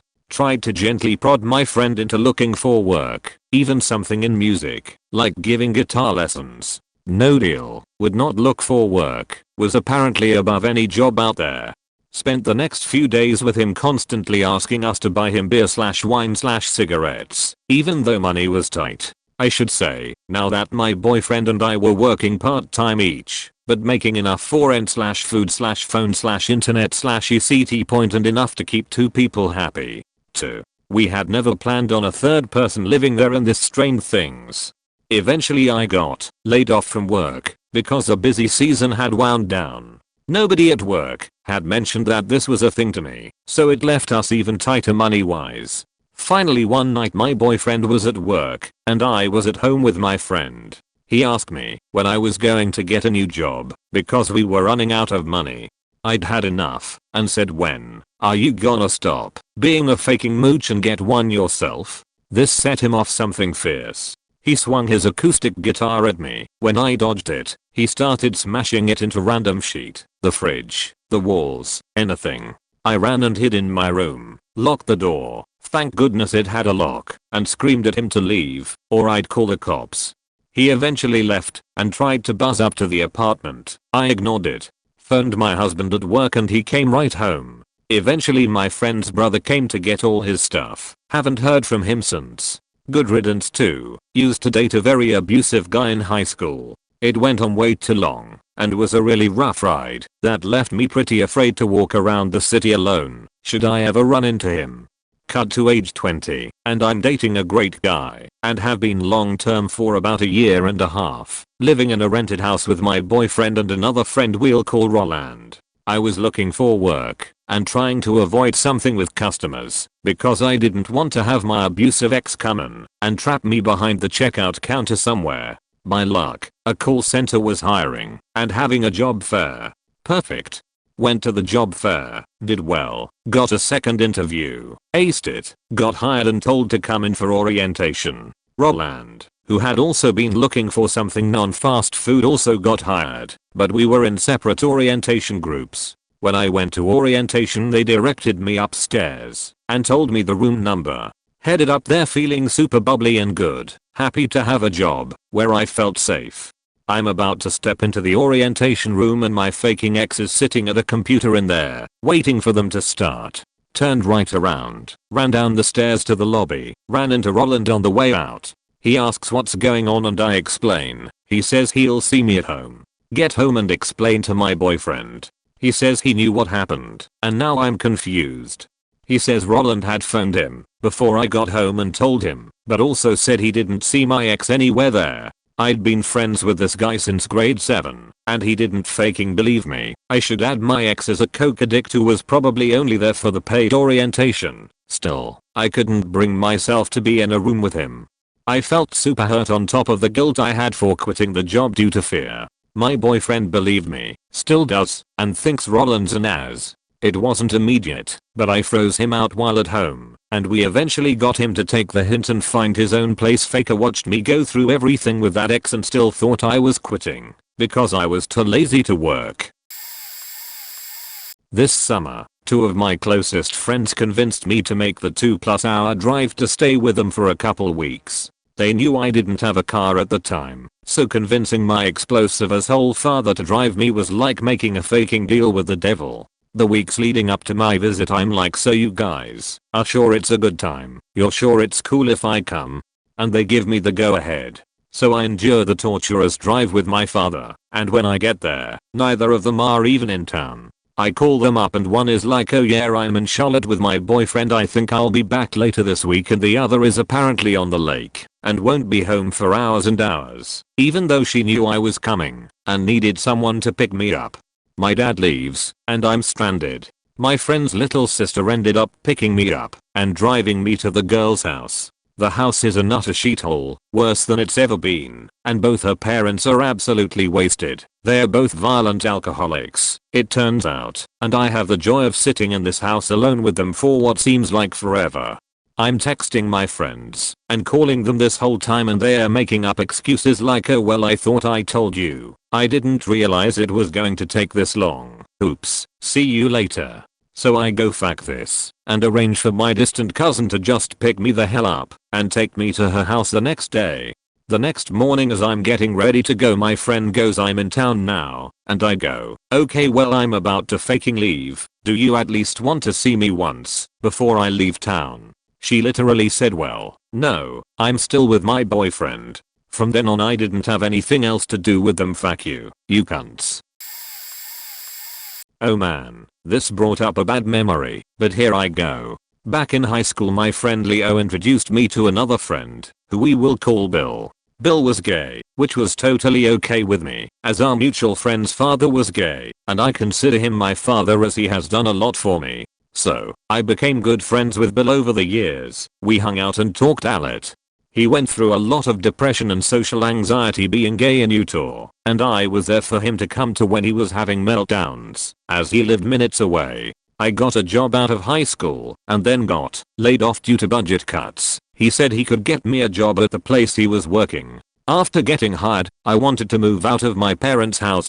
So backstory here, Bill had a huge crush on this guy named Shade, self-given, and they had this weird flirty relationship. Eventually he convinced Shade to move to this apartment with him, and it was a 2-bedroom and I ended up sharing a room with Bill. After about 2 months, I found out his crush had shifted to me. Again, I was not really worried about it. It happens and I'll let him know that I'm not gay, and though I'm really flattered he considered me attractive, but it would not lead to anything but a friendship.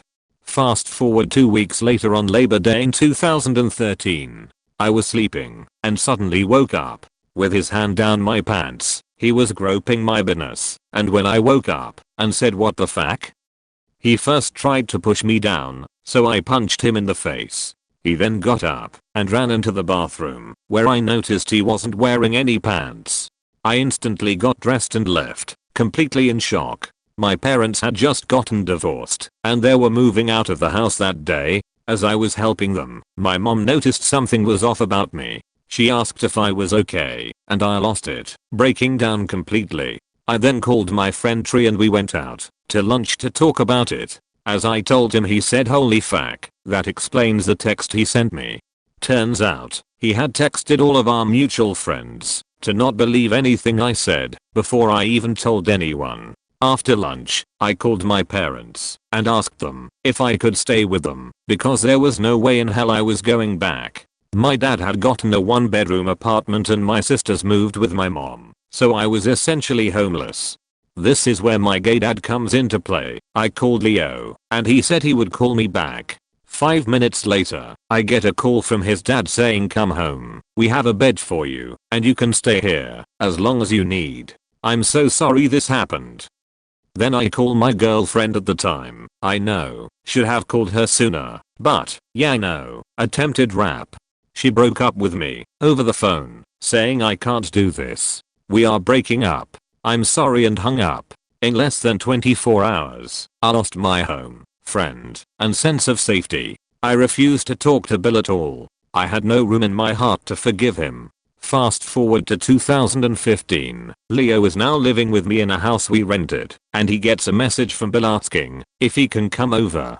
Leo had spoken to Bill a few times, but each time it led to him asking about me, my life, what I was doing, if I was dating anyone, and the kicker, if Connor_babe had come out, yet he was under the impression I was gay. Leo did ask why he did what he did, and his response? He told me to get him off while he was sleeping, like he was sleep talking.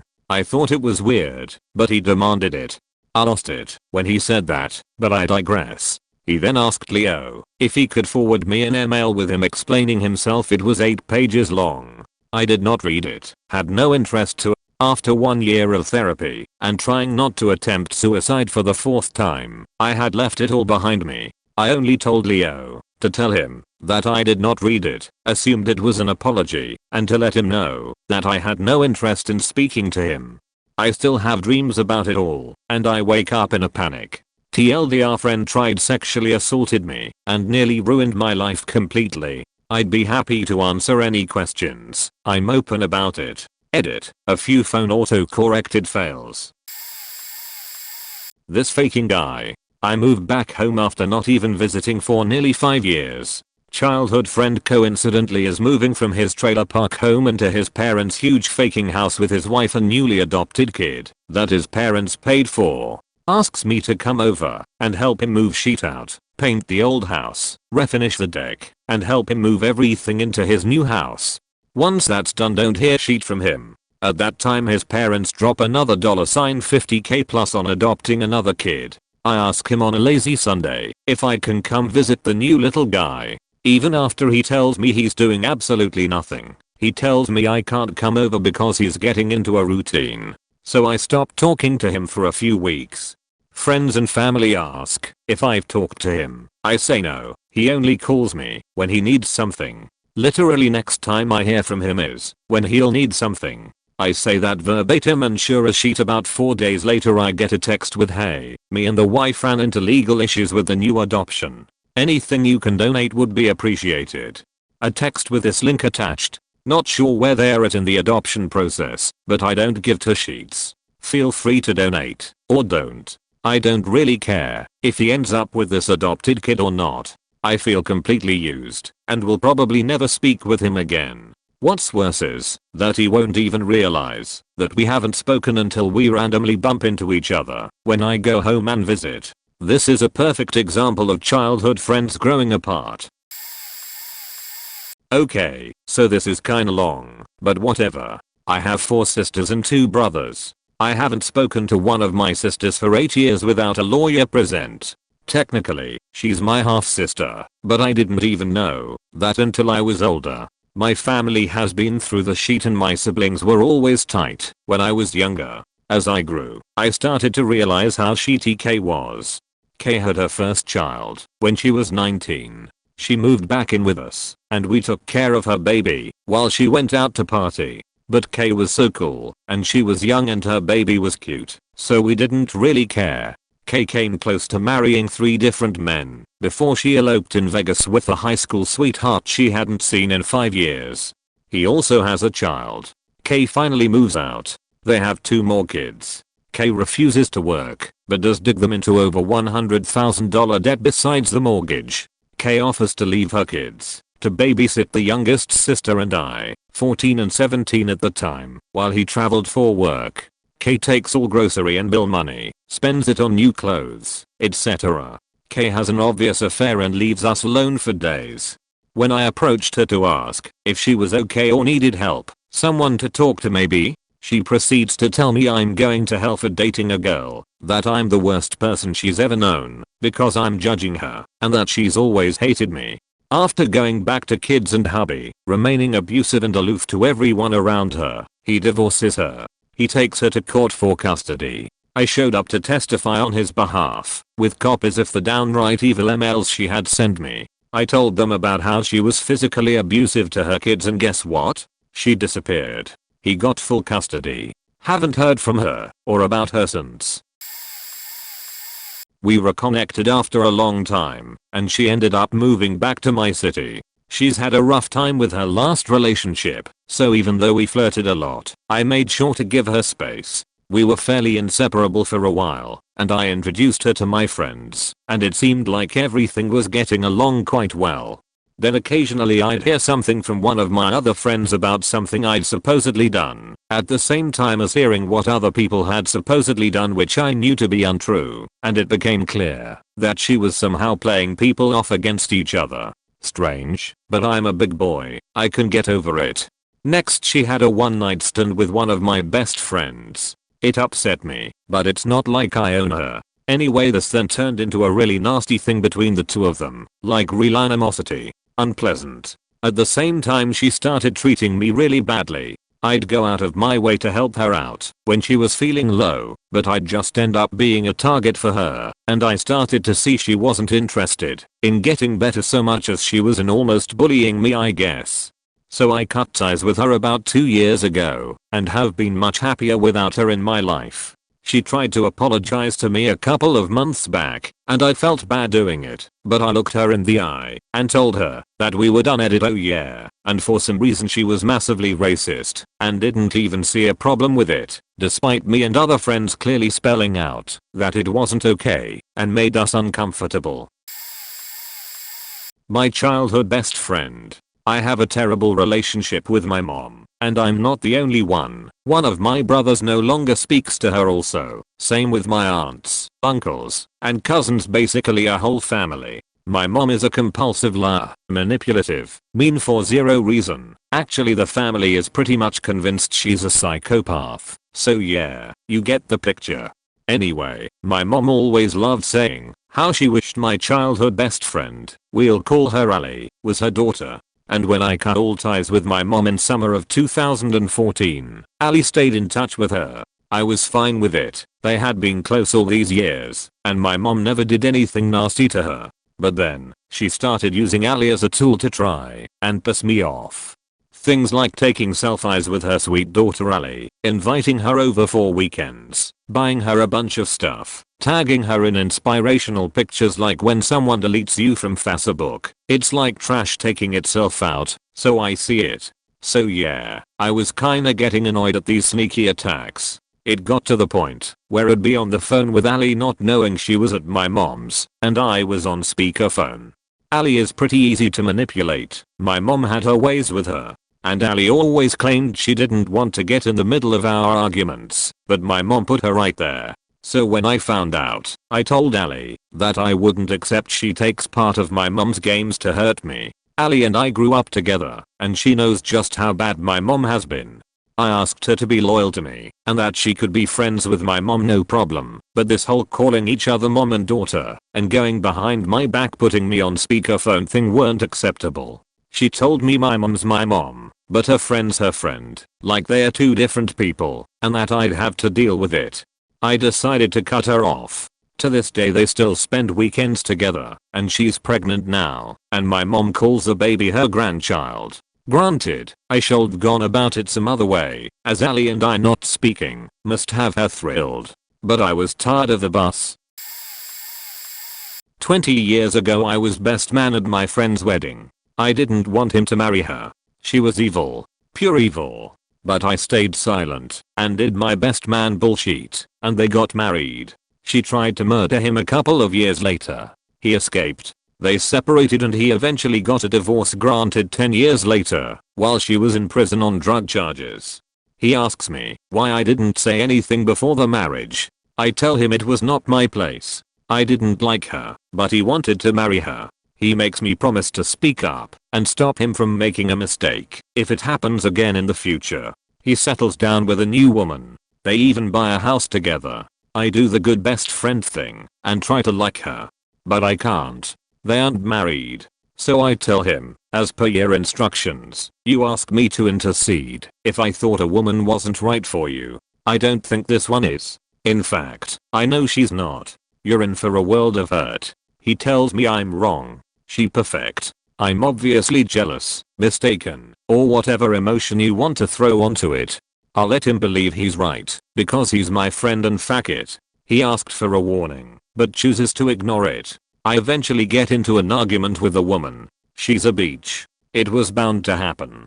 I've known her 4 years now. I've known him 25. I think I can read into it. Anyways, I'm now banned from their house because she hates me. Whatever. They even have an in-house separation over it. She threatens to leave, blah blah. Please do. But he kowtows to her. Again. Whatever. A little later, we are still friends and hang out away from her, by the way. I even go so far as to offer friend a job. A great job. I'm in a successful management position, and I'm the boss. I can offer him more than he ever had before.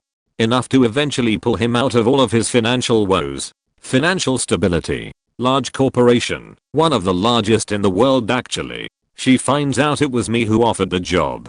She never even has to see me. But, it's me. So she refuses to allow him to take the job. Because it's me. That pretty much did it for me. He was the closest friend of a lifetime. A true brother. I had more love for him than my real brother. Close street friend of more than the majority of our lives. And all he does is live a punishing life with a person who abuses him, and he refuses to get out or heed advice from all who try to help him. Refuses help. Refuses the love of friends and family. Of those who put themselves on the line for him. I used all my favors for him. I lost stature at my job because of him. He was on a pedestal and promised to take the job with pay, offered only to people with more qualifications, all because I was respected by my superiors. But she said no. I was done. I tried one more time in the future to contact him. After I had been laid off, I realized sometime later, because I couldn't deliver the star employee that was promised. Had I delivered, I'd still be there. Another colleague chosen for layoff instead. But that black mark was big. He didn't immediately return my calls or messages. I was humbled, looking for some comfort from my best friend. It never came. So I realized, he wasn't a friend. Not anymore. Not for some time. I realized I didn't deserve to be treated like that. And I should never accept that kind of bad treatment from anyone, ever. Nor should you, dear reader. If a friend is willing to take, not give, they are not a friend. I had to rush my wedding date to accommodate a new job out of state, and my best friend slash roommate's fiance took it as a personal insult that we would try to upstage her multi-month parade of narcissism by hosting our smallish, very informal wedding a month before her extravaganza church wedding. So the couple attend my wedding, and she throws a fit about not being served a plated meal. It wasn't that kind of party, but there was plenty of food and drink. She demanded that her fiancé, my best man, leave with her as soon as the makeshift reception started so they could have a full meal. He tells me he's going to feed her and be right back, but she overheard him and went into full tantrum. They left and never returned. I left the state for work, but paid my own way back a few months later for their wedding. I was ready to fulfill my obligations as best man, despite hating his fiancé and wishing he would call it off. However, she was afraid my wife would cause a scene at her wedding as payback for her shenanigans, so she had him remove me from the wedding party. Only he never told me to my face, and I found out that I was out from one of her relatives, who didn't know who I was, when they were sharing this LOL story about Summer's hole, who thought he would be the best man getting the shaft. His family, an old school Italian American slash Sicilian family with delusions of mafioso grandeur, took great offense on my behalf and things started getting ugly, so I did my best to defuse things by being happy and flippant. After the reception, his uncle came to me and said we all know who really is the best man here. A very humbling compliment coming from a Sicilian. I did not cause a scene, nor did my wife. We left quietly after the toasts and that was that. Following protocol, I announced to his family that he was dead to me. I expressed regret that I wouldn't be able to call them family anymore. Through no fault of their own, they understood and wished them good health. Never spoke to any of them again. One exception, he sent a friend request on Facebook that I accepted without comment, since I felt that not accepting it would say more to him than just clicking OK and then going about my life as if he didn't exist. I sent a message to him a few years later to express my condolences when his father passed. We were very close for many years, but he ignored that message. Fair enough. Back to being dead to me, as I was taught by his father. May he rest in peace. A past friend of mine was going through a separation. She had a lot of shit going on and was stressed. Before all this we were very close. We watched each other's kids, hang out all the time. She was even at the hospital when I had my baby. We'd been friends for years. So it came as a shock to me when I arrived at her apartment with my daughter to bring her a letter of character for her custody hearing that I met a man. This man was never introduced to me, so I do not know who he was. However, I remember distinctly police knocking on the door asking to come in and him being pinned down and arrested. I was scared. My daughter was crying and my friend and her kid were hysterical. Turns out this guy was out on a bond, but something happened and he was supposed to turn himself in to police 48 hours prior. She let me walk into that with my child. I was stuck talking to police over how serious it was that I was in the room with a wanted felon etc. My 2-year-old was dragged into this. Cass was called on my friend and I sat there terrified they would take my kid. Cass kept asking for my information and my daughter's information and I kept refusing and telling them I wanted to talk to a lawyer before I would give them any details. I however was happy to tell my side of things to the police. It was over an hour before I was cleared to leave. I'm not sure if the police gave any of my details to the Cass worker, but it's been over 2 years and I haven't been contacted.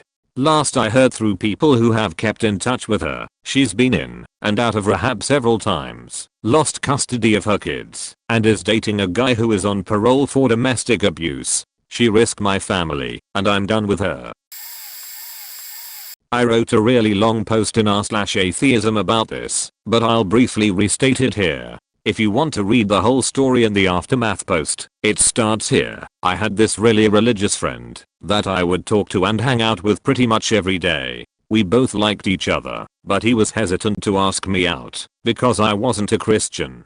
Eventually we did date for like 2 weeks, but he broke it off because to him it felt wrong. We continued being friends until he got together with his female childhood friend, who had previously given me advice on why I should not date her friend due to religious differences. Warning signal right there. I get asked by his new girlfriend to go a Christian event with her, her boyfriend, my friend, and another female friend of ours.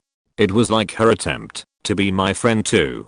They promised that it was purely for the free music and the social interaction, not so much the religious part. I went out of politeness and had a god-awful time that you can read about in the other post. I demanded an apology for being tricked into going to that event, and my friend, his girlfriend, and the other female friend that was there all cut me off and refused to talk to me ever again. They said that I'm too far gone and that basically I'm going to hell. That was about a month ago and I'm okay now. As far as I know, my ex-friend and his girlfriend are still together. I don't really see them around our university that much. They're pretty much gone from my life. I don't need them. A little late to the party, but here it goes. I had been best friends with Tay, not the real name, for about 10 years. After graduating high school I decided to move away from home. This was mostly due to personal reasons and my own mental health. My move took me about 2 hours away from my hometown. After a couple months Tay sent me a text saying I didn't care about her because I did not message her enough. I told Tay that if anything was bothering her I would want to know, but I'm not a mind reader. I also never text anyone, ever. Anyone who knows me knows this is true. I just don't have anything to say. I don't do small, useless talking. Tay said I was a terrible friend and I did not care enough about her because I did not text her every day asking how she was. I thought that was ridiculous and stopped speaking to her.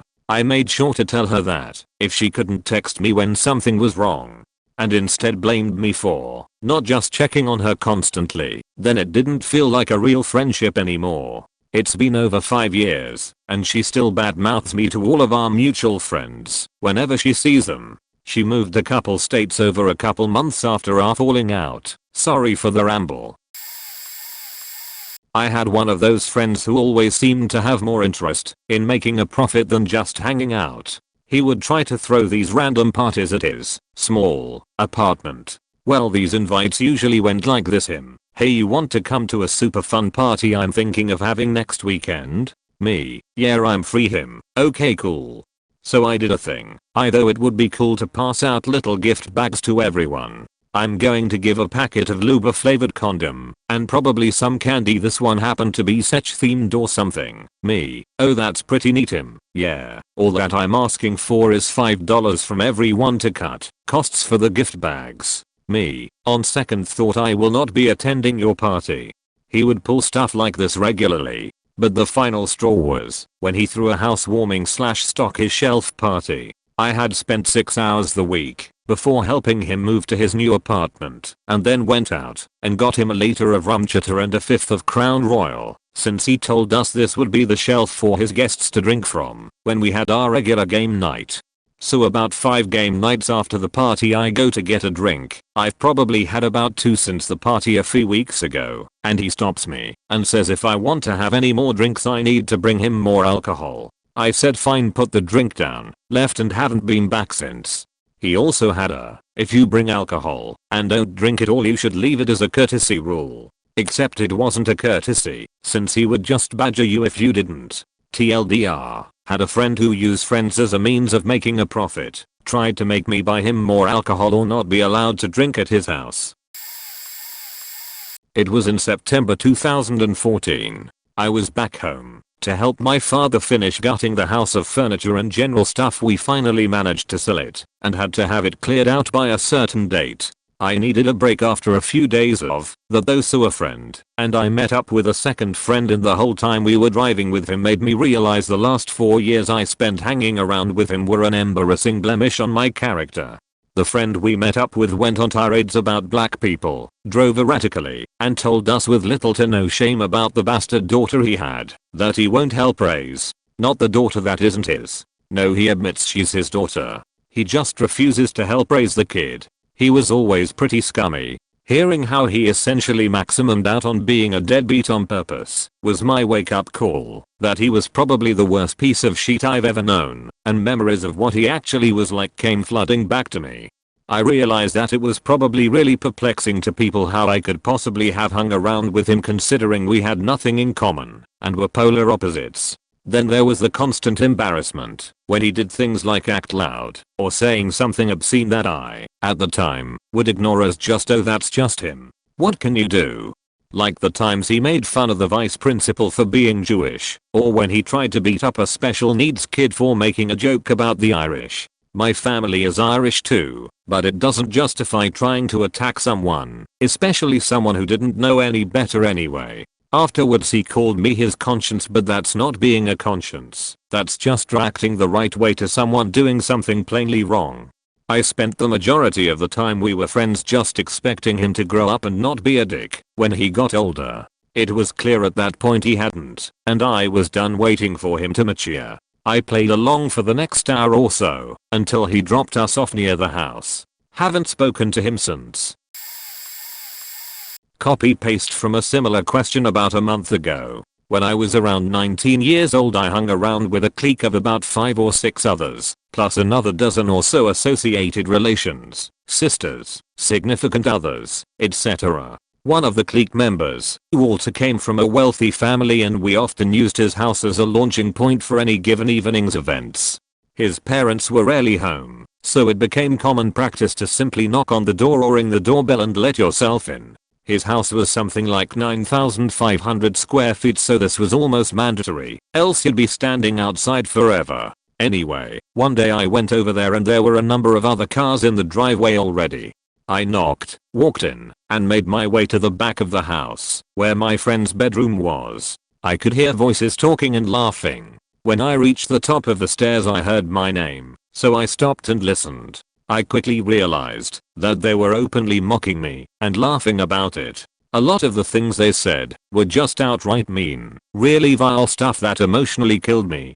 I was caught between anger and anguish and didn't know what to do, so I just stood there listening. After some time Walter's sister came out of her bedroom, not in the same room as the others, and saw me there and asked me what was wrong, but within seconds she also heard the others and understood. She turned around to, I later learned, yell at the others while I turned and left the house. I got home, turned off my phone, and pretty much locked myself away for a few days. When I came back to myself I decided I was better off without them, so I just cut myself off from them. After a few weeks of ignored phone calls they stopped trying to contact me altogether, and that was that. Long time lurker, first time poster here. My best friend and I met during our first year of university and we clicked instantly. Fast forward one semester and his parents ran into a very rough patch, ended in divorce, and during that time he sort of withdrew into himself because his mom got drunk quite a bit and became borderline abusive. So I try to make him feel better and I get on depression alert. I've also been depressed before, so I wanted to keep an eye on him. This included calling him every night with his consent. He said it was okay to talk whenever I called him. After a while I heard from a mutual friend that he was telling all our friends that I was an annoying bitch that bothered him every day and forced him to talk to me. So I didn't speak to him for a day or two. I think I had assignments due, and when I called him up again at night I asked him if he was sure that it was okay that I called him. I confirmed it 3 times, and then we chatted as normal. A week later I find out from the same mutual friend that has still saying that I'm annoying him by calling him, so I just stopped. I waited for him to initiate communication of any form with me, and I still am I guess. This was almost 3 years ago. I heard over the years from mutual friends that he did get better and moved out of his mom's house and that he's happy, successful and has a girlfriend now, so I'm glad life worked out for him. My close friend and roommate had been having problems for a while. Constant lying, passive aggression, she talked me to other friends. Lots of times she'd just pretend I wasn't there, like some 3rd grader giving a cold shoulder. For months, I'd try and ask her if everything was okay, but she'd always shut me down. This was a pretty tough time in my life, family health scares. So I chose the path of least resistance, deal with it, rather than confront her, have a big blow up, and be stuck living together.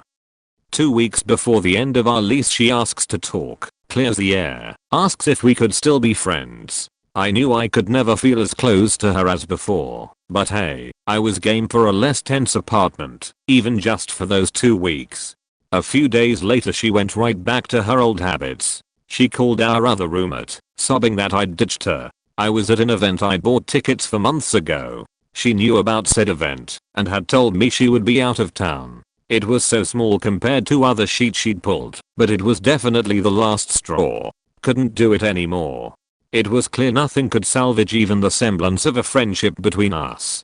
Blocked her number. Moved out a week early when she wasn't around. Never said goodbye and never want to. We had a good friendship once, but she had tons of issues she needed to work through, and I wasn't about to keep sacrificing my own happiness to be her emotional punching bag. This'll get buried, but my brother, well, half brother, but that didn't matter growing up, always treated me like a normal brother and was nice to me. He was always the black sheep of the family. Never seemed to quite be on a stable path. No drugs or drinking or anything like that. Just an odd streak of not holding jobs down well or always something weird happening that ended up with him looking for a different job. Laziness? Lack of follow through? I don't know. He seemed to get caught up in some shitty dealings, like brokering contracts that weren't on a or some such. Anyway, his relationship with my parents wasn't great, especially with my mom, his stepmom. I'm sure she treated me better in general, but she didn't treat him like crap or anything. Bought him a car in high school and stuff. Well, years pass, he gets married, has kids, does his own thing for a while. Eventually, despite the chip on the shoulder or w/e, he decides to try and bury the hatchet and re-establishes a relationship with my parents. Things are good for a few years, family dinners around the holidays and whatnot. My parents even purchase a small business for him and another brother to run. Well, something happens. He stops talking to me. Stops talking to just about everyone in the family, except my other half brother, the oldest. I'm saddened by this, but hey, it's his prerogative I guess. Turns out, he forged my dad's signature and bought a car on my dad's credit. As messed up as that is, the fraud honestly wouldn't have been quite as bad if he kept paying it. At some point though, he just stopped payments and my parents get a collections call. After getting to the bottom of it, they figured out what happened and basically repoed the car and more or less disowned him. End of story. Right? Wrong. I get a call out of the blue a few years later from him. He's not in good financial shape. Surprise. He and his family are going to get evicted and he's begging for help. I'm generally saying no, but then he drops the bombshell. He wanted to commit suicide so that his family could collect on life insurance. I told him fuck you. I told him that was the stupidest faking idea. Did he think his family would rather have money than their husband/father? Did he want his son to grow up without a dad? I gave him a huge lecture, which was odd, being the younger brother. In the end, I gave him an ultimatum. He could try to patch things up and work it out with me, or I would straight up gift him $1,000 with the caveat that he'd never talk to me again. He took the money. I know it's not the most fair choice for him if he knew that his family would get evicted without the money, but I was over his continuing cycles of poor judgment and self-sabotage. Haven't talked to him since. I used to have a friend that I'd known since middle school. I'm in high school right now, so it's not like I've known him for decades. Needless to say, he was one of my best friends. All throughout middle school, he was by far the person I talked to the most. I was a loner in middle school. We got into the same high school, so I was pretty excited. He was very different from middle school me. He was outgoing and funny, and I was just shy and weird. Let's call my friend Philip. Going into high school, we were still friends. It was pretty much like middle school. We weren't in the same classes, but we still hung out with each other very often. Like I said before, Philip was a very outgoing person, so he was constantly liking girls. He jumped from one girl to another. Rejections didn't seem to faze him. First year of high school, and he ends up liking this one girl. We'll call her Jessica. Jessica was a girl he had gotten in his class. He eventually befriended her in the attempt to get closer to her, which worked. They stayed friends all throughout 9th grade. When 10th grade arrived, Philip has the idea to ask her out to our school's homecoming dance. He buys roses for her and gets dressed all nice. During lunchtime, he goes up to her table and asks her out to homecoming. Everyone was watching. She accepts his offer to homecoming and that was that. I didn't know who she was at this point, so I didn't care about this situation. Anyways, a couple days before homecoming my friend tells me that Jessica was planning on breaking up with Philip after homecoming. Apparently she knew he liked her, and she wanted to put an end to Philip's trying to get closer to her. She tells him that there was no future with them. After that, they stopped talking, obviously. Philip tells me that he doesn't like Jessica anymore, understandably. I thought this girl was kind of mean and felt bad for my friend. Enter the next semester. One random weekend I'm just chilling on my computer when my friend Larry messages me on Steam asking if I wanted to play Minecraft with him. I hadn't talked to this friend since 9th grade and I was bored, so I said sure. I get on Skype and he adds me to a call. I notice that it wasn't only him in the call, but Jessica as well. I didn't want to flake on my friend after I'd already told him that I'd play with him. So I stayed on the call. I realized this was a bad decision. As we play, I start to change my mind on this girl. She seems like a really friendly person and maybe I misjudged her. She also wasn't bad looking, and her personality was really okay. You know where this is going. I ended up liking this girl. Philip said he hadn't liked this girl for quite some time, so I thought it would be fine for me to like her. I end up telling Philip that I liked her, and he ends up making fun of me. He had already gone down that path, so it's understandable. He messed around with me a lot about it. Some jokes were kind of messed up, but whatever, and everything was fine.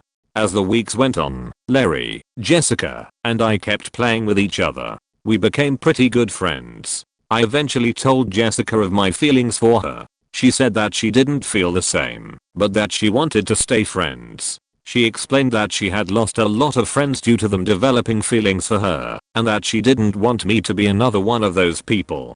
I felt bad for her, and stayed friends in the hopes that maybe she would end up liking me. Yes, I was a dumbass. Over the course of this, I came to learn that 2 other people liked Jessica, one of my best friends, who we'll call Joey, and the other friend that introduced me to Jessica, who we'll call Larry. Larry had told me straight up that he liked her and that he was going to compete with me for her, so that didn't bother me. What did bother me was my other friend Joey liking her. I had known Joey since the beginning of 9th grade, and we had become very good friends through video games. We were constantly competing with each other as we were very competitive. When I found out that he liked her, it hurt. I didn't want to have to compete with my best friend for a girl. I confronted him about this, and we decided to back off. Everything seemed fine like this for a couple of days, but I realized that I was unhappy. I thought that if I would rather go down fighting than just giving up. I told my friend I wanted to keep trying to get this girl, and that the best man would win. We agreed to this, and the situation between us got better somehow. Even though I would be sad if Jessica ended up liking Joey, I wouldn't resent him for it, and he felt the same with me. I was okay with how the situation was, and I felt happy. Throughout this whole time that I was friends with Jessica, Philip used the opportunity to become friends with her again. They worked through what happened at homecoming and seemed fine. She let him become her friend again because he said he didn't like her anymore. I thought something was off, though. Knowing Philip for as long as I had, I noticed that he acted differently with Jessica than with other girls. I thought he liked her again. I asked him about it, and he told me that he didn't. Philip was known for being a liar, so I made him promise me that he didn't. Even though he told me he didn't, though, his actions continued to say the opposite. I became convinced that he liked her and confronted him various times about it. I told him that it would be okay if he had been lying before, but that if he did like her to just tell me. He continued to deny it. I took his word with a grain of salt, always being very suspicious of him. As the year went on, I came to believe that he no longer liked her, and that maybe the way he acted like that was because he used to like her. Philip started to like other girls and even dated one for a while. He seemed to genuinely like them, so I backed off. He even constantly joked about secretly liking Jessica, which raised some flags at first, but eventually I accepted it as a joke. This went on all throughout 10th grade. We all became a group of friends, Larry, Philip, Joey, Jessica, and me, and things were going great. She was still friends with us for some reason, even though she knew that more than half the guys in our group liked her, but whatever. We were all waiting for the day that she ended up liking one of us. I actually believed it was me for a long time, due to some things she said, but it turns out she was like that with everyone. In fact, everyone believed that she liked them, but that's irrelevant. A couple of months into 11th grade, I get a message from Philip on Facebook. "I need to talk to you. Call me." I asked him what was so important that he needed to call him, and he just told me to call him. I did, and he started the call with me being right. I asked him about what, and he said that he did like Jessica. He explained that all the other girls he liked were just covering up the true feelings he had for Jessica. I was in shock. I had finally started to believe that he didn't like Jessica after so long of me doubting it, and he drops this bombshell on me. Furthermore, it would mean that he used his not liking Jessica as a means to get closer to her, as Jessica wouldn't have ever been friends with him again if he still liked her. I was very angry at him. He had lied to me this entire time about Jessica and even used other girls to cover up his true feelings. I decided I could no longer be friends with him. All of those times that I begged him to tell me the truth about his feelings towards Jessica, and he just looked me in the eye and lied to me. I couldn't handle being friends with someone that dishonest. I demanded that he tell Jessica. He said he would, and I hung up.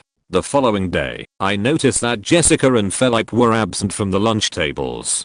I pull aside Joey to tell him what happened, and we discuss. When Philip and Jessica finally come back from their private talk, he looks happy. I don't take this as a good sign, and he comes up to us saying, "Hey guys." He senses that we need privacy and leaves. Later, I ask Jessica in private what she thought of Philip liking her.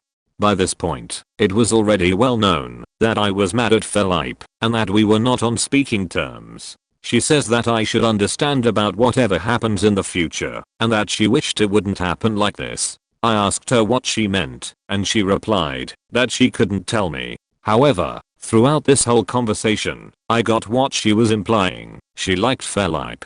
When I thought about this, I was devastated. Not only had this guy, who lied his way into getting closer to Jessica, successfully fooled everyone, now he had gotten the girl that I liked. Later, I go to Joey's house and knock on his door to tell him the probable news. Joey and I lived in the same apartment complex. He was in disbelief too. He says that all we can do is hope that it turns out she was talking about something else, and I agree. A couple of days later, I ask Jessica about it again. This time, she outright confirms her feelings for Felipe.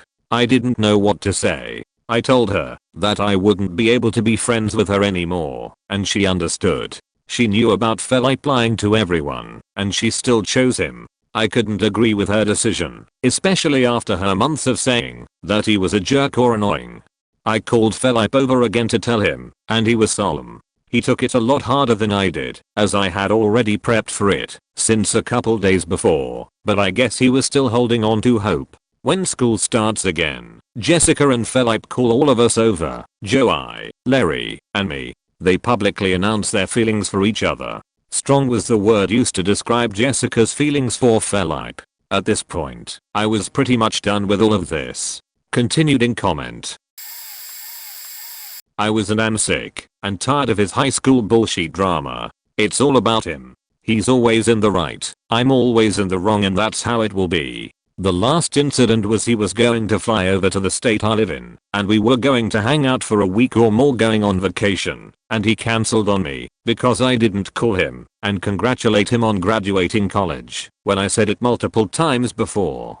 I took time off from work so we could hang out and go see certain events and parks, and this just really pissed me off. I was working, I was busy, and I had a lot of things on my plate that he didn't care about. He wanted me to apologize, and I said no, because it's not a big deal. He didn't congratulate me on my accomplishments, which I don't care, because I don't need a pat on the back when I do something, even if it's very difficult.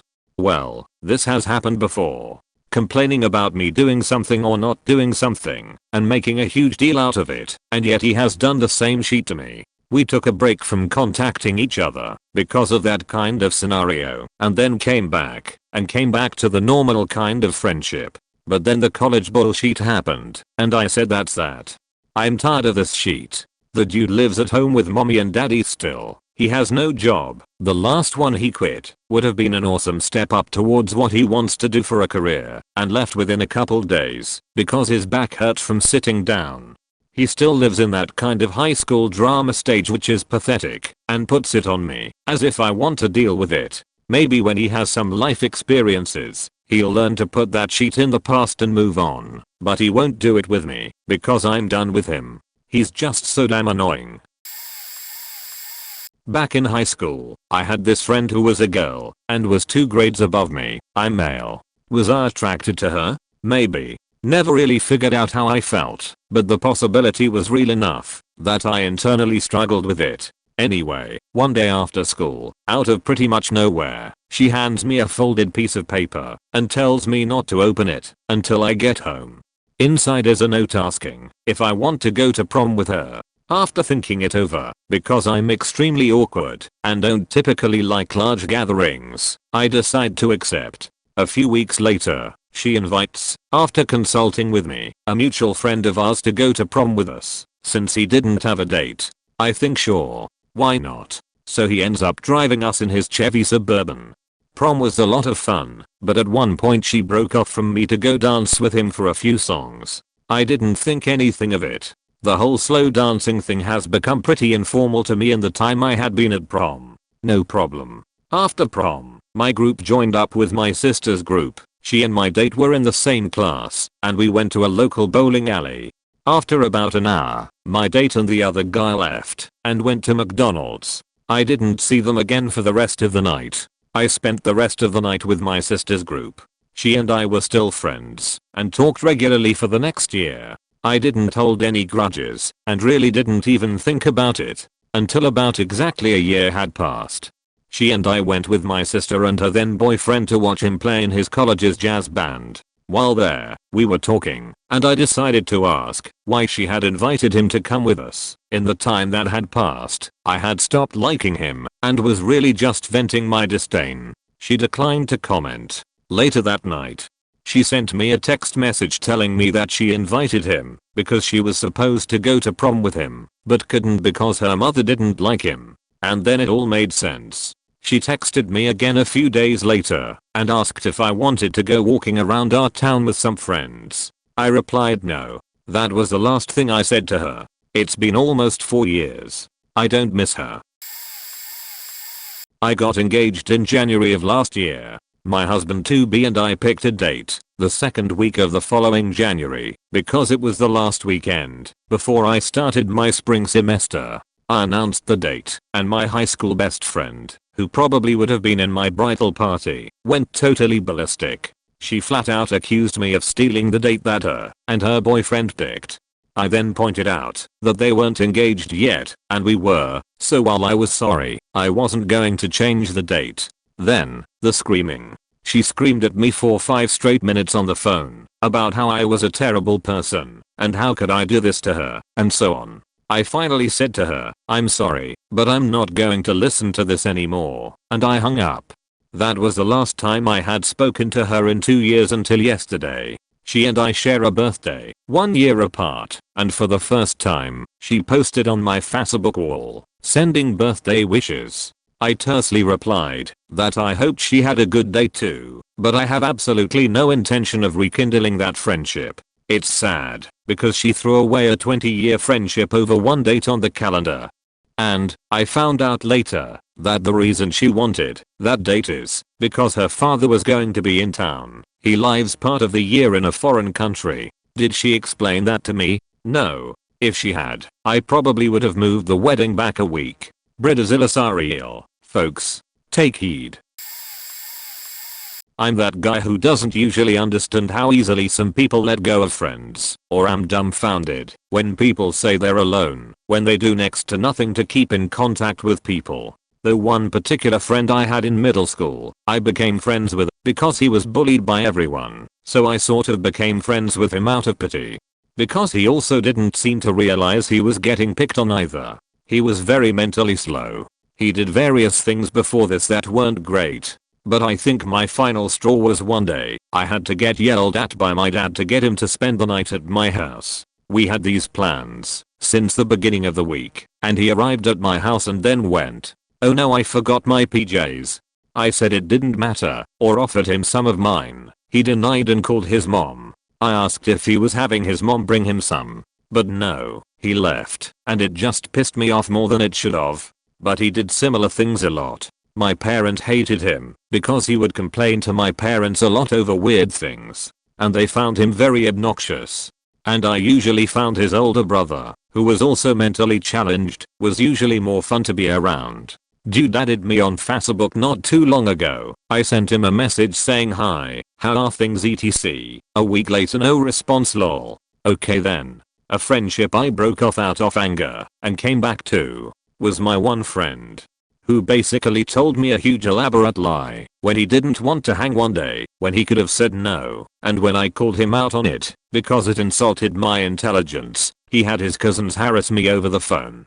It was ridiculous, and my friend did do a few things in the past I disliked, plus I was not in a good state of mind at that time, was very depressed. He is also slow. Months passed and we became friends again, and he hangs out with me at my place nearly every month for the past couple of years. I've had lots of interesting friendships to say the least.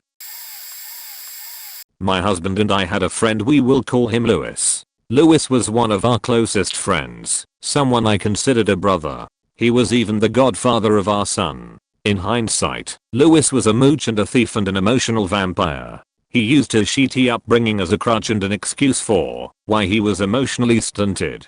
He had been living with us for several months when this story takes place. My husband, Lewis, and I were running an event together. It was Lewis's, originally, but he didn't have the skills or the cash to make it happen, so we stepped in as partners. Lewis's only job was to head up advertising, which he swore up and down he had more than handled.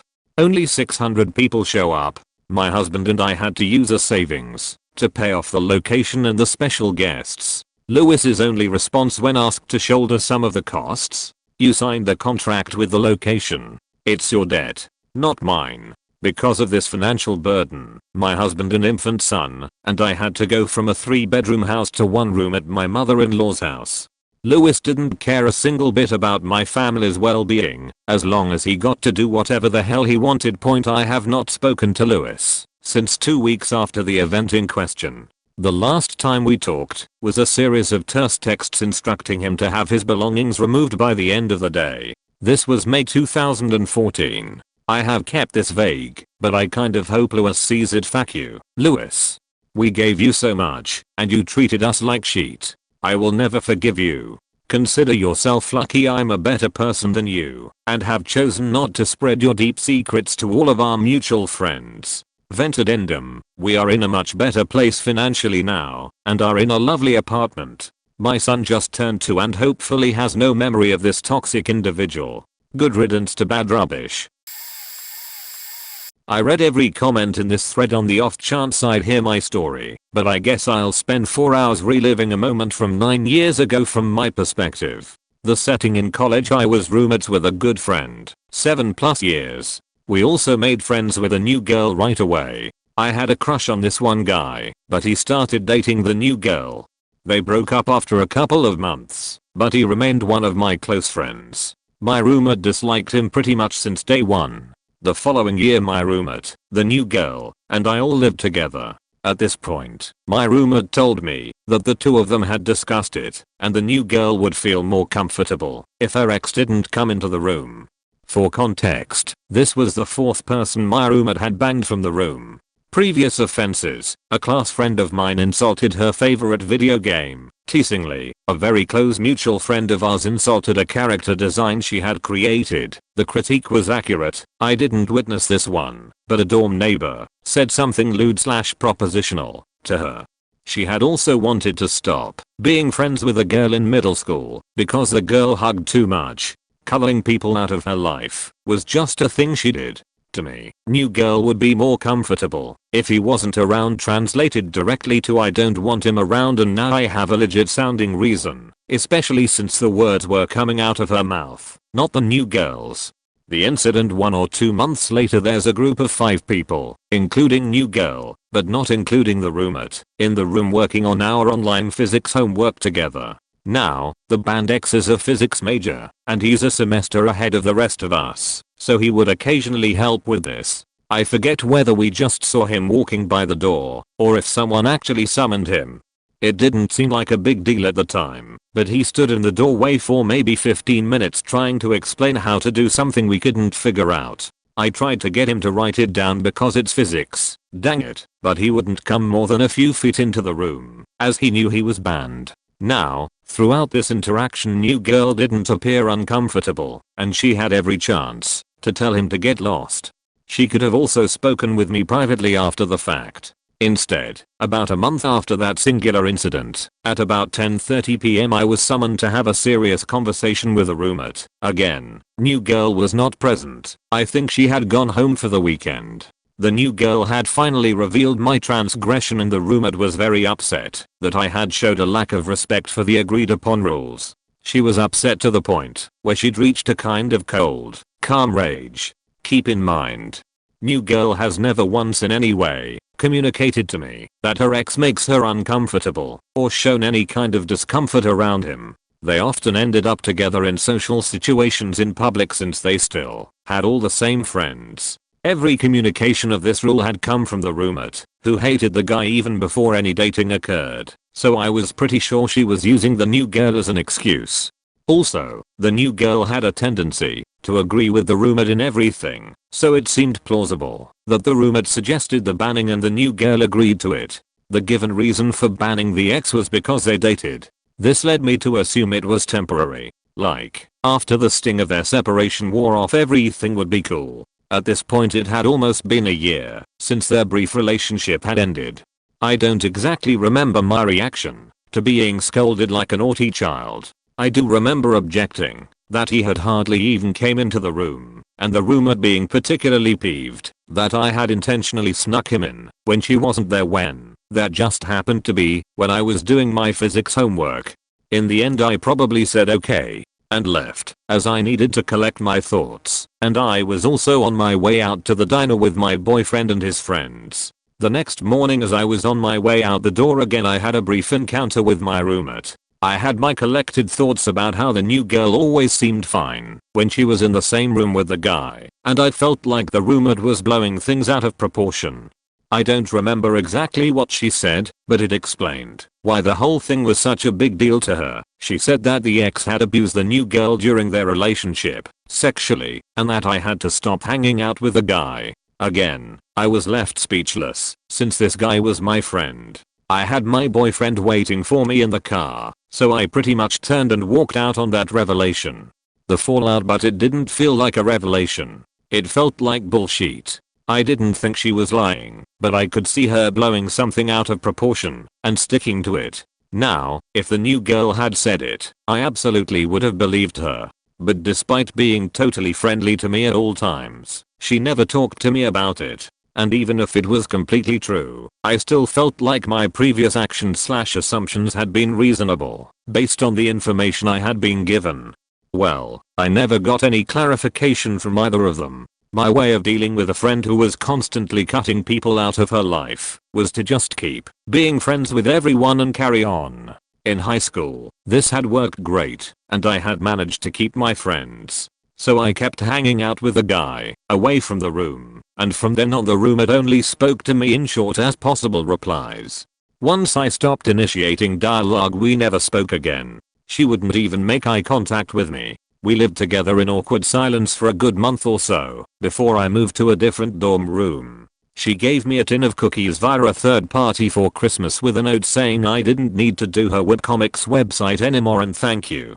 We traveled in parallel social circles for the rest of college, but I rarely saw them. Last I heard, they both went to grad school out of state. Where are they now? A couple years later I started dating the band X on and off for several years. After that, it seemed fairly likely that he did act untoward towards the new girl. His ability to pick up on sexual/social cues were pretty pathetic.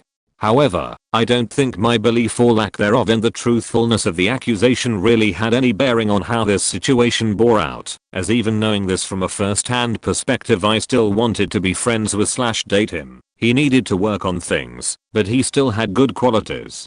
The guy who insulted the character design got a little bossy during a hot S game on Wednesday, but we are still friends. The girl who hugged too much is still one of the nicest people around. This is pretty much the most faked up situation that I've been a part of, and for that I'm grateful, but all these years later, and I'm still just looking over my shoulder thinking, what even happened back there?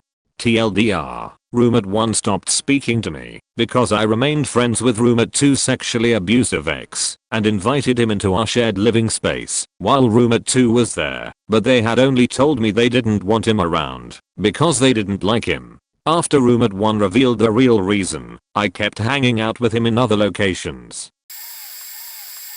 2 guys I was friends with. We'll call the first one Edition. We were really close for a long time after we graduated high school. Then out of nowhere he started to be an asshole to me. One time he sent stop in a text and I said stop what? Then he replied with being fat, which he's a mega douche about people who are barely overweight.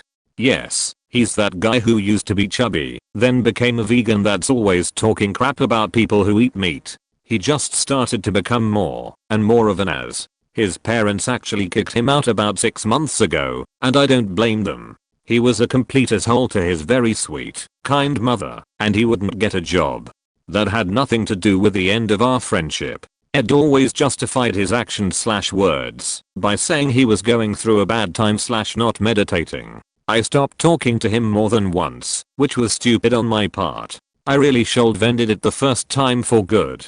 He's really manipulative and is very good at both making people feel like shit and arguing. He thought it was so funny. When he got kicked out, he sent me a text saying his phone was being shut off and asked for a way to contact me, like email or something like that. I didn't even reply. The next friend was such a good sweet kid when we were in high school. Then after he became a spoiled rich kid, he turned into a condescending, egotistical douchebag. I'll let him get away with so much, and when I confronted him about everything, he turned it all on me, making me out to be the bad guy. He thought it was so funny to make fun of people, and to be condescending. He had very sheltered views on everything. Too trusting, and doesn't see reality as it is. That last part doesn't have to do with our end of our friendship, but I wanted to point that out.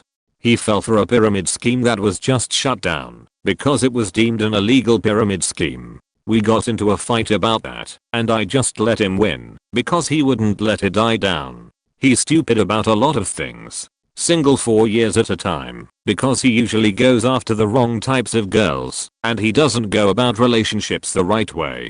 I know he's good to the girls he dates, but they generally aren't good to him. He belittled me, put me down constantly, and trivialized, and made me feel like shit for the rap jokes. I talked with him 3 times, and it wouldn't stop, until I broke down in front of him. Then, he smokes all the time, and he does stupid things when he's high. I resent him. I almost hate him for everything he's done to me. I really think it's great he's optimistic about everything, but I think he's going to learn the hard way that you can't trust everyone and anyone. He doesn't understand anything that has to do with psychology. For example, rapists don't rap people for sex, they do it for power and control. Actually, a lot of people on Reddit doesn't get it, but if you've never been through sexual abuse of any kind, then I wouldn't expect you to understand. He thinks that it's the girl's fault if she freezes, and it's her fault if she doesn't absolutely fight back with all her might. When I confronted him, he said that I have stupid beliefs, especially when it comes to Obama. His go-to insult is stupidity. I stopped talking to him completely, and I'm just done with him. This happened with a friend I knew from the military. Back during those years we pretty much had each other's backs, so I thought I could trust him on his word. Of course things change, and over the years, everybody I knew from then went and did our own separate things. So being separated by distance, things went to being more cordial than close, occasional Facebook post, or whatever. So this summer I made mention that I was really burnt out with the last job I had, and saved up enough to try starting new. Turned out his live-in jail fire and moved to Texas, and he decided to move there too. So what seemed like a gesture of being friendly in regards to what was going on, he offered to help me get set up down there, so there'd be yet another friend nearby. In turn I offered to help with the move from his old house, but he declined as he had movers taking care of it already. So down in Texas he and his girl were staying at another friend's. They were cool enough to let me crash there, and he was moving to his own house rather soon. Was hoping to work out a deal to perhaps rent a room from the other friend after he moved out. Problem was they both started being odd about things and not wanting me to be around whenever the other friend had his wife around. I kept everything tidy at the time, trying to keep a small footprint, didn't care what they did or whatever. But that didn't matter. Was pretty much pointed towards an extended stay hotel and given a not so subtle hint to leave. So trying to get back in touch and finding out what the hell was going on, I did some calls. Offered to meet over lunch, etc. But friend turns into Casper the Fing skating ghost, and his Facebook posts indicated that he missed FWB from his old town, but could care less about catching up on anything else. From the way I see it, I guess I'm not eligible, nor bringing anything for what must have been their little swingers club. Couldn't care less about that, so was treated like a plague rat. Definitely not cool. Couldn't get situated with a job soon enough to cover rent, so gave up on the Texas move. After going through all that disappointment and lack of support, it's pretty much over after that. Friend of mine, since I was about 2. I had moved, but we kept in touch for about 5 years over texting and the such. She was always a fairly sensible person. Got a boyfriend, that was the first one in a while, and was going though the typical "oh, everything is so perfect" stage. Didn't blame her, was happy for her, etc. while being alone after several emotionally abusive relationships. Then she starts to flirt with me some. Really confused, but knew it wouldn't go well, even if she was single, so I tried to back off a little bit. Didn't really want to, but sometimes just gotta give yourself a kick. Met a nice lady of my own, we are all happy. And then my friend hears some things and starts trying to convince me that my LDR girlfriend is cheating. No, just had been distant for a bit, something I understand. Then my friend comes to me with more and more problems than ever, always leading back to the boyfriend. It culminated into a clusterfuck I didn't bother to see the end of. What actually drove me away was the fact that she revealed to me that she got him by him cheating, cheated on him, was destroyed by him cheating on her, completely disregarding any advice on how toxic the relationship was, and then confessed to trying to convince me my girlfriend was cheating because she missed all the attention I gave her. Then said she couldn't stand the thought of dating me and just liked knowing how much she could mess with my heart because it made her feel pretty. She has tried to contact me several times. I have blocked her on everything I use. My girlfriend and I are now approaching 2 years of happiness like we have never experienced before because nobody has understood dark works before, which even my friend mocked me at times for. I was the friend throughout high school that was always trying to keep my friends from doing bad things like partying, drinking, smoking, doing drugs, etc. Well, eventually my friends stopped listening to me and just did what they wanted to do and just ended up blowing me off and eventually not even associating with me. Anyways, after I graduated it was really just me and my best friend. We were very close, he was like an actual brother to me. He had always listened to me throughout high school, but once we graduated he began to change. Very slowly he began to pick up those bad habits that I had always tried my hardest to keep him away from. I found myself going with him to these parties, strip clubs and clubs, to kinda help monitor what he was doing and trying to keep him from doing anything too stupid. It got to the point where I would tell him that we don't need to do this, let's go do something else, and he would get mad at me. I knew our friendship was slowly falling apart. Speed things forward a bit to my birthday. He pretty much set the whole thing up for me and all his plans were things he knew I didn't like. He invited a whole bunch of people I had never met, had plans to drink. At the time we were under the legal drinking age. Go to the strip club drunk, go back drink some more, and hit up some other places. Basically he used my birthday for himself. He had called me on the phone to tell me the plans. I asked him why he had set up all this crap knowing it was everything I was against. We basically ended up getting into a small argument about how he was going down a wrong path and how I was boring and not fun. I told him that I had appreciated that he had went through the trouble of setting up all this stuff for me, but I wasn't going to attend this so-called party because it's not the lifestyle I wanted to live, and he yelled some more things at me and hung up. Haven't spoken to him since.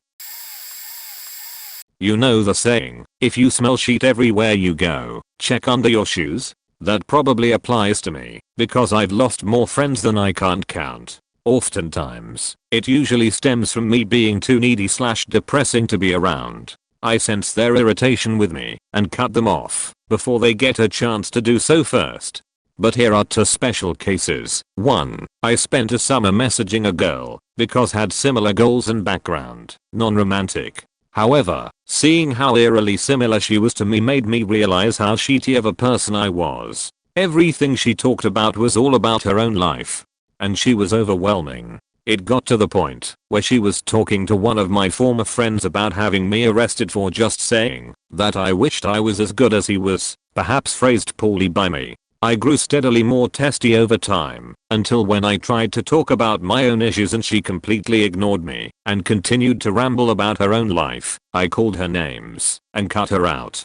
Another is a childhood friend of mine who got addicted and literally lost all motivation to do anything. We're in college, and he has made no attempt to even fix how faked up his life is. He just never seemed to learn from his mistakes, and didn't recognize that he needed to assume responsibilities as an adult. If I had to put it in a kinda way, he was one of those kids not meant for college. Doesn't do homework, misses exams, doesn't care about anything. I realize our culture overemphasizes accomplishments, and he was probably sick of it all, but even so the direction his life was headed was not good, for his own sake. I tried talking to him, sympathizing with him, being stern with him, all to no avail.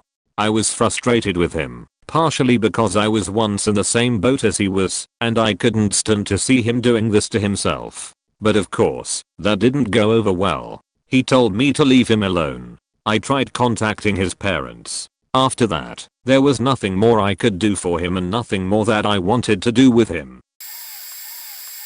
This girl and I both came from conservative Asian families, though hers was more so being Catholic and all. I guess she had sex in her car and accidentally left evidence, then pinned it on me and my boyfriend at the time when confronted by her mom. I didn't know about this until I got a call from her mom asking to explain myself. Then again, I probably should have figured she was the kind of person willing to leave friends behind when she literally suggested to just head back to her dorm without her roommate, who we had arrived with and was missing in the city somewhere with a dead phone. I've told this story before, and I've heard it both ways, with some people on Reddit telling me that I was a shitty friend and I should have just covered for her. To me, there's a difference between covering for an action that could have been an accident, which I would gladly do, and covering for an action that's clearly intentional and in no way could have been accidental. Not to mention that her mom had known me since we were friends in middle school. To me, a friend is not someone who would permanently slander someone for multiple parties. Her mom would have inevitably spoken with my parents or throw someone under the bus without their knowledge simply to cover their ass. If she was willing to throw away 8 years of friendship in an attempt to save herself once, then so am I. I'm currently debating whether or not to break with a girl I've known for over 10 years of my 18-year-old life. Maybe one of you who have been in a similar situation can help me out with this decision. This girl has been a part of my life since we both were just little kids. 2 years ago we had a period of being a couple, but that ended rather quickly through her ignoring me and expecting me to forget it had ever happened. After that, we've still kept in touch on a rather regular basis, and foolish as I've never really lost my love interest in her. I've expressed it once, after we broke up, but she said she wasn't interested, so I accepted that, and I've not made any moves on her since. What she also told me was that I was the best friend she could ever imagine. Despite this, she never asks to see me or anything like that, and this is what really gets me going. I wouldn't have a problem if she said she didn't want anything to do with me. Of course I'd be sad, but I could accept it. However, when she says I'm an awesome guy and that I'm one of the guys she never wants to lose, yet she does nothing to keep our friendship alive, I have a hard time believing what she says is true. I've done a lot for her to make her notice me, inviting her and some other friends over several times, and I should add, as I'm incredibly shy, this is quite a big move for me, yet any time I've heard she's done something with friends, be it movie nights, football games or what have you, I'm never invited. A few months back, I asked her about it and asked her to say it like it is.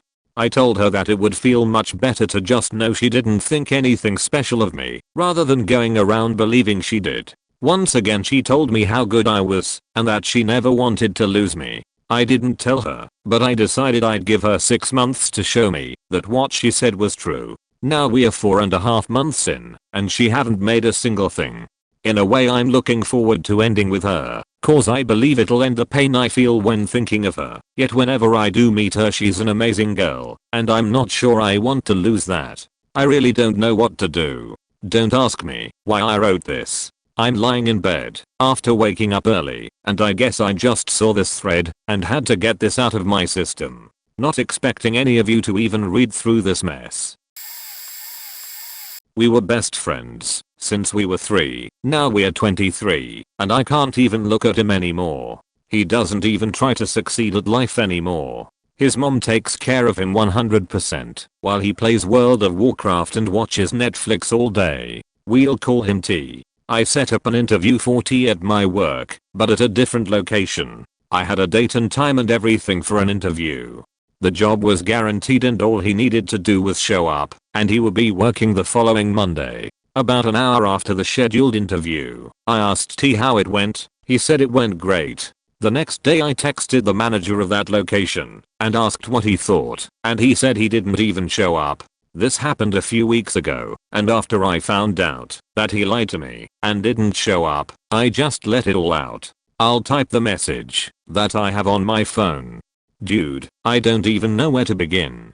It's really faked up that this is what you've become. You're letting your mom take care of you like you're 10 years old. You sit on your computer all day. What do you expect when she can't take care of you anymore? Do you think she'll never come to her senses and kick you out to the streets? Where do you think you'll be in 5 years? School didn't work out for you, and you refused to get a job. Not only that, but you faking lied to me. Did you think I wouldn't find out? It's a faking job that I had lined up for you. I don't know how else to tell you, but you're a faking lowlife and you need to know it. I don't know how you live with yourself.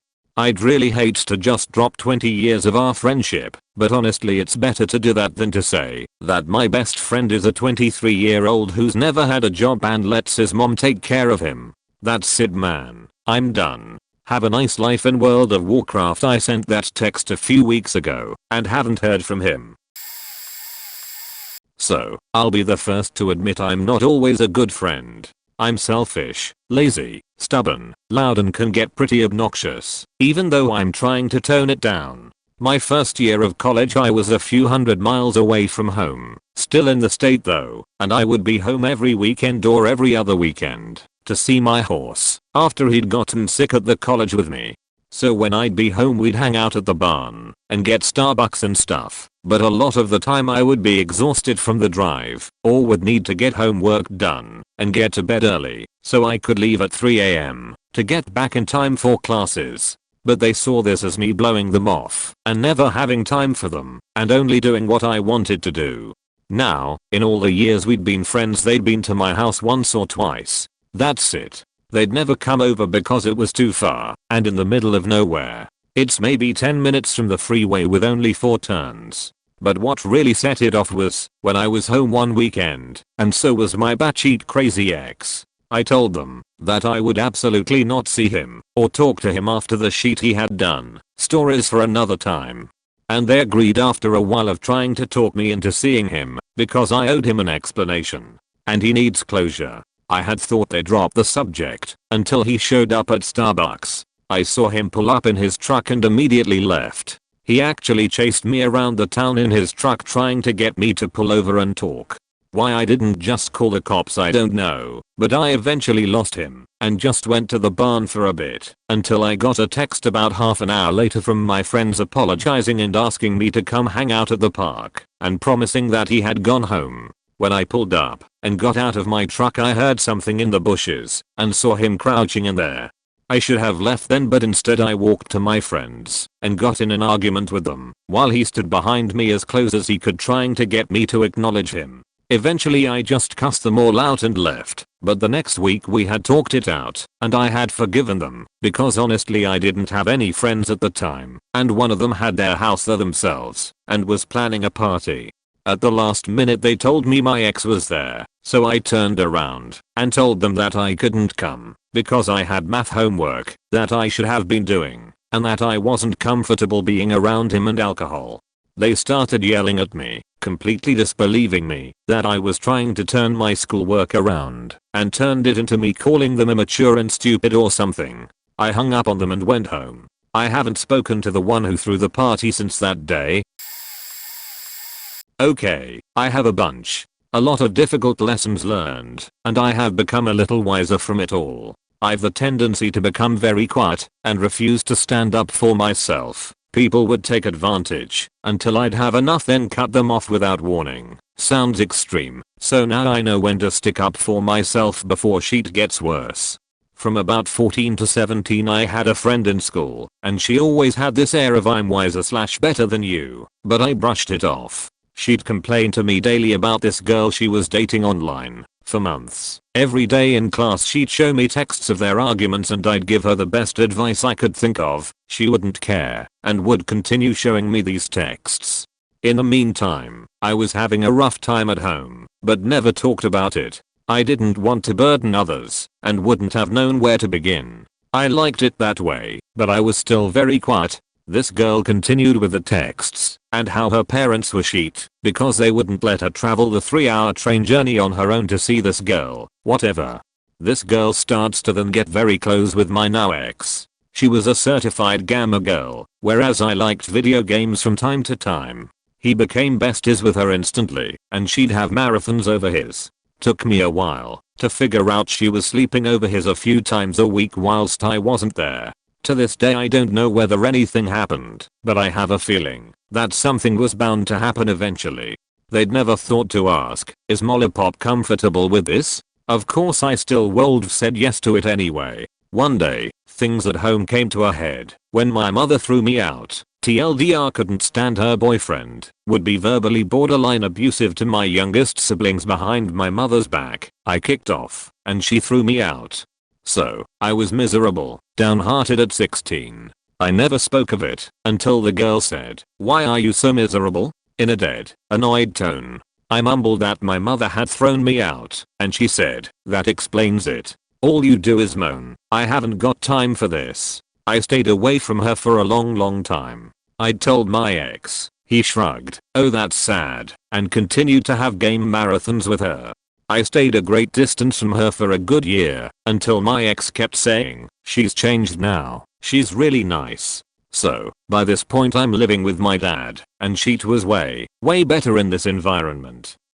My dad went on holiday for 2 weeks, and had left me a little bit of money for food. Well, long story short, at school, the girl said, "I'm going home early today, and will be driving past yours, want a lift?" And I was shocked, doubtful, then realized that maybe she had matured. I'd said, "Would you like petrol money?" and she declined fully. She dropped me off, and things seemed okay. A week later, I'd invited my now ex, 2 friends and her over for a drink. I stupidly used some of my own food money to get us some snacks and frozen pizza, and things were good for the night. About a month after all of this, I get a text from her. "You do know you owe me £5 for petrol money, right? Give it to me whenever you can, thanks." I was shocked, but agreed initially, until I realized, what? I'd asked her how, as she'd insisted she didn't need any at the time, completely denied wanting the money, and a month later she's asking for it. She says, "Well, I need it now, I have a party to go to."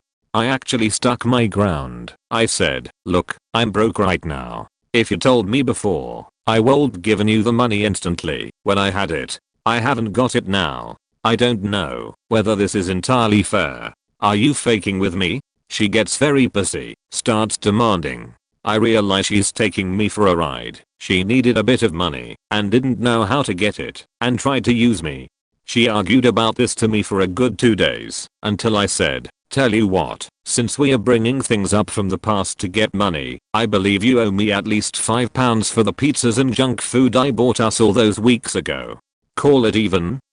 Yeah, okay. Fine. That was that. Haven't talked to her since. She's fuck buddies with my ex these days apparently, so maybe my hunches weren't far off. I felt like a dick, as if I'd lowered to her standards. But fuck her.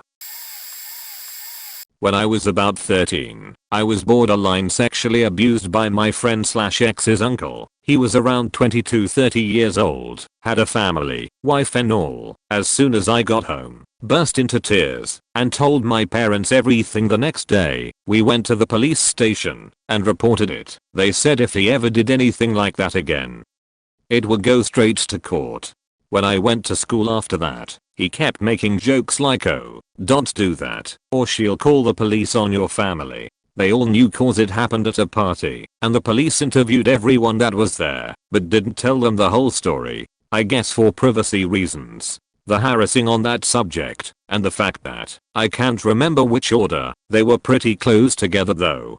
My friend had recently gotten hit by a car, miraculously only getting about 3 to 6 stitches, when it could have definitely killed her. I had been an eyewitness to it all. It was a cause of her stupidity. I felt very unappreciated, having almost witnessed my best friend's death.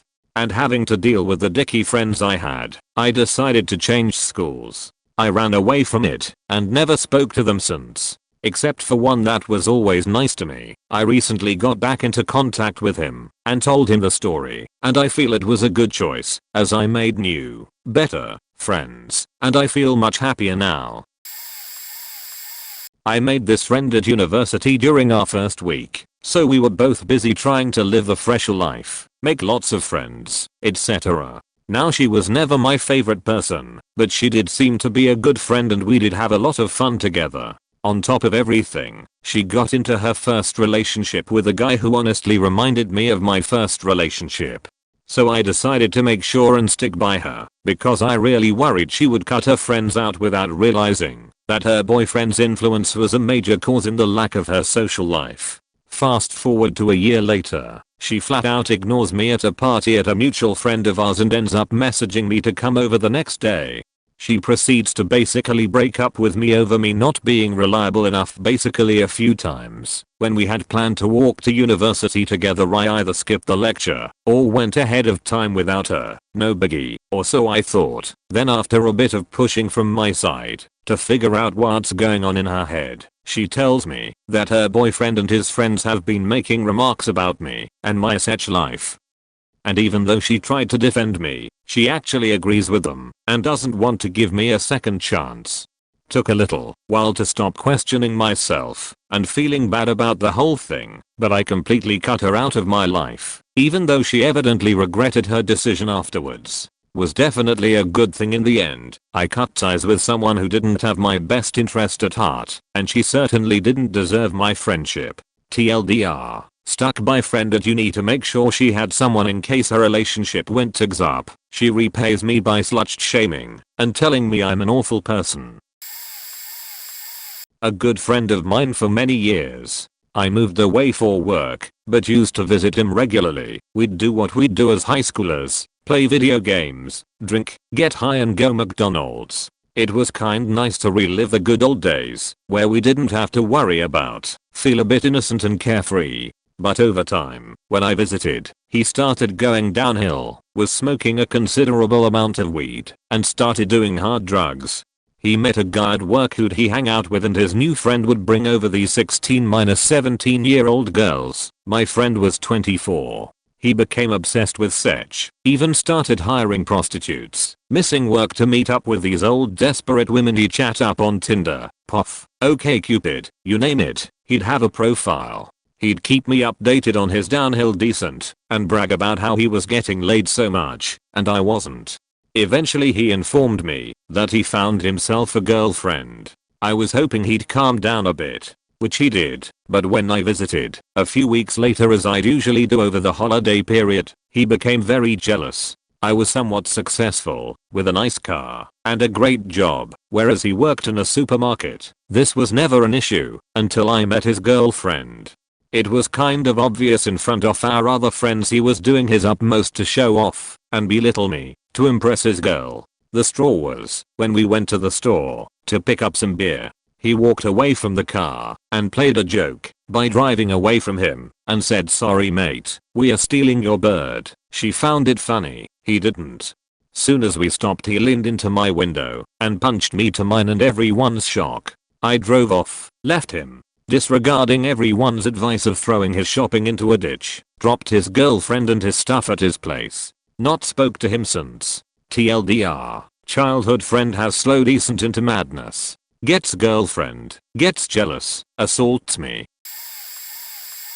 Found out my best friend it had since 2nd grade, senior year of high school apparently thought about me. He had gotten a new girlfriend, so we started hanging out less and less often, which was totally fine with me. One day though I finally met her with him, and she quickly wanted to be friends. One day I was walking around town and ran into her, and we hung out for a little bit.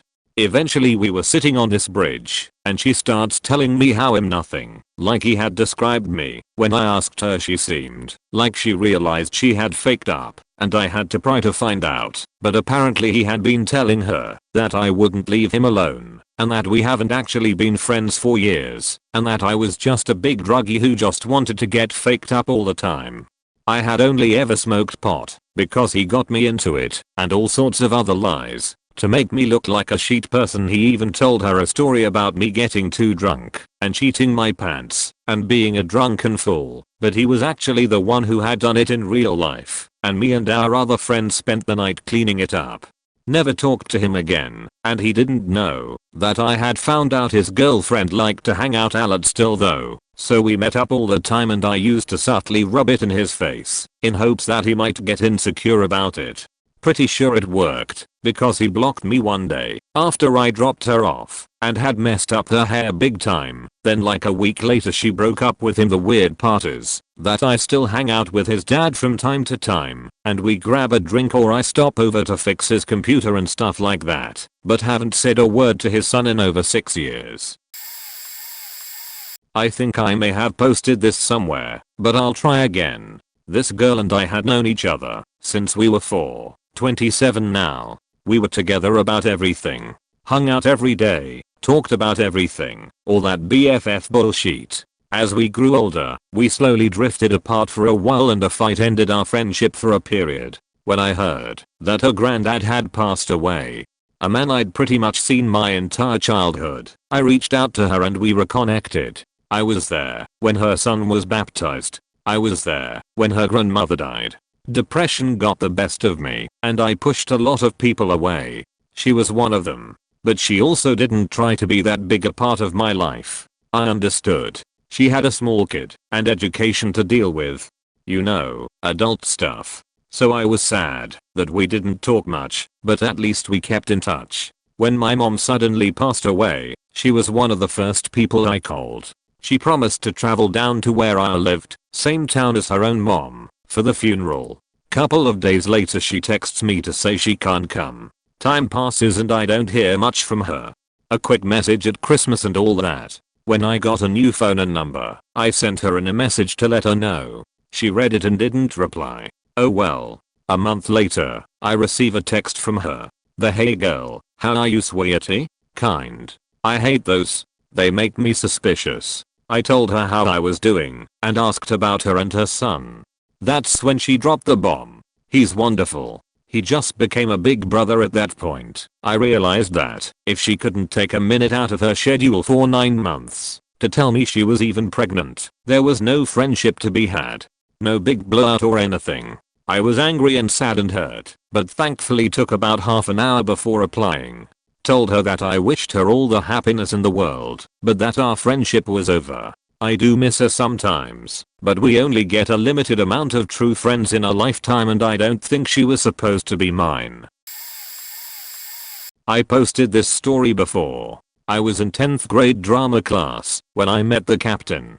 Captain is his real life nickname. We became fast friends over the course of a day. Fast forward a bit, and I had fallen hard for him, but didn't tell him. He would do little things that would insinuate he felt the same way, yet not outright say it. On top of that, I came from a household that preached the guy is supposed to come to you.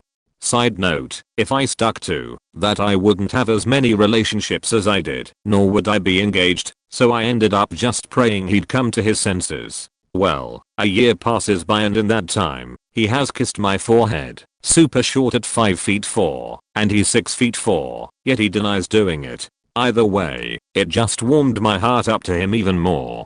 In May of my 11th grade, Captain started to ride the line of sexual behavior with me. In a lot of ways, he was my first real love, and I was more than willing to do whatever he asked of me. We arranged to meet at the local library near the school during school hours, to meet up and have sex. I did meet him, with many thousands of butterflies in my stomach and many Judd Nelson fist pumps in the air. And we wandered for a bit, dancing around the anticipation of what we wanted to do. In my mind, the previous night's conversation played, and I was wondering how we'd go about it. Well, it didn't happen.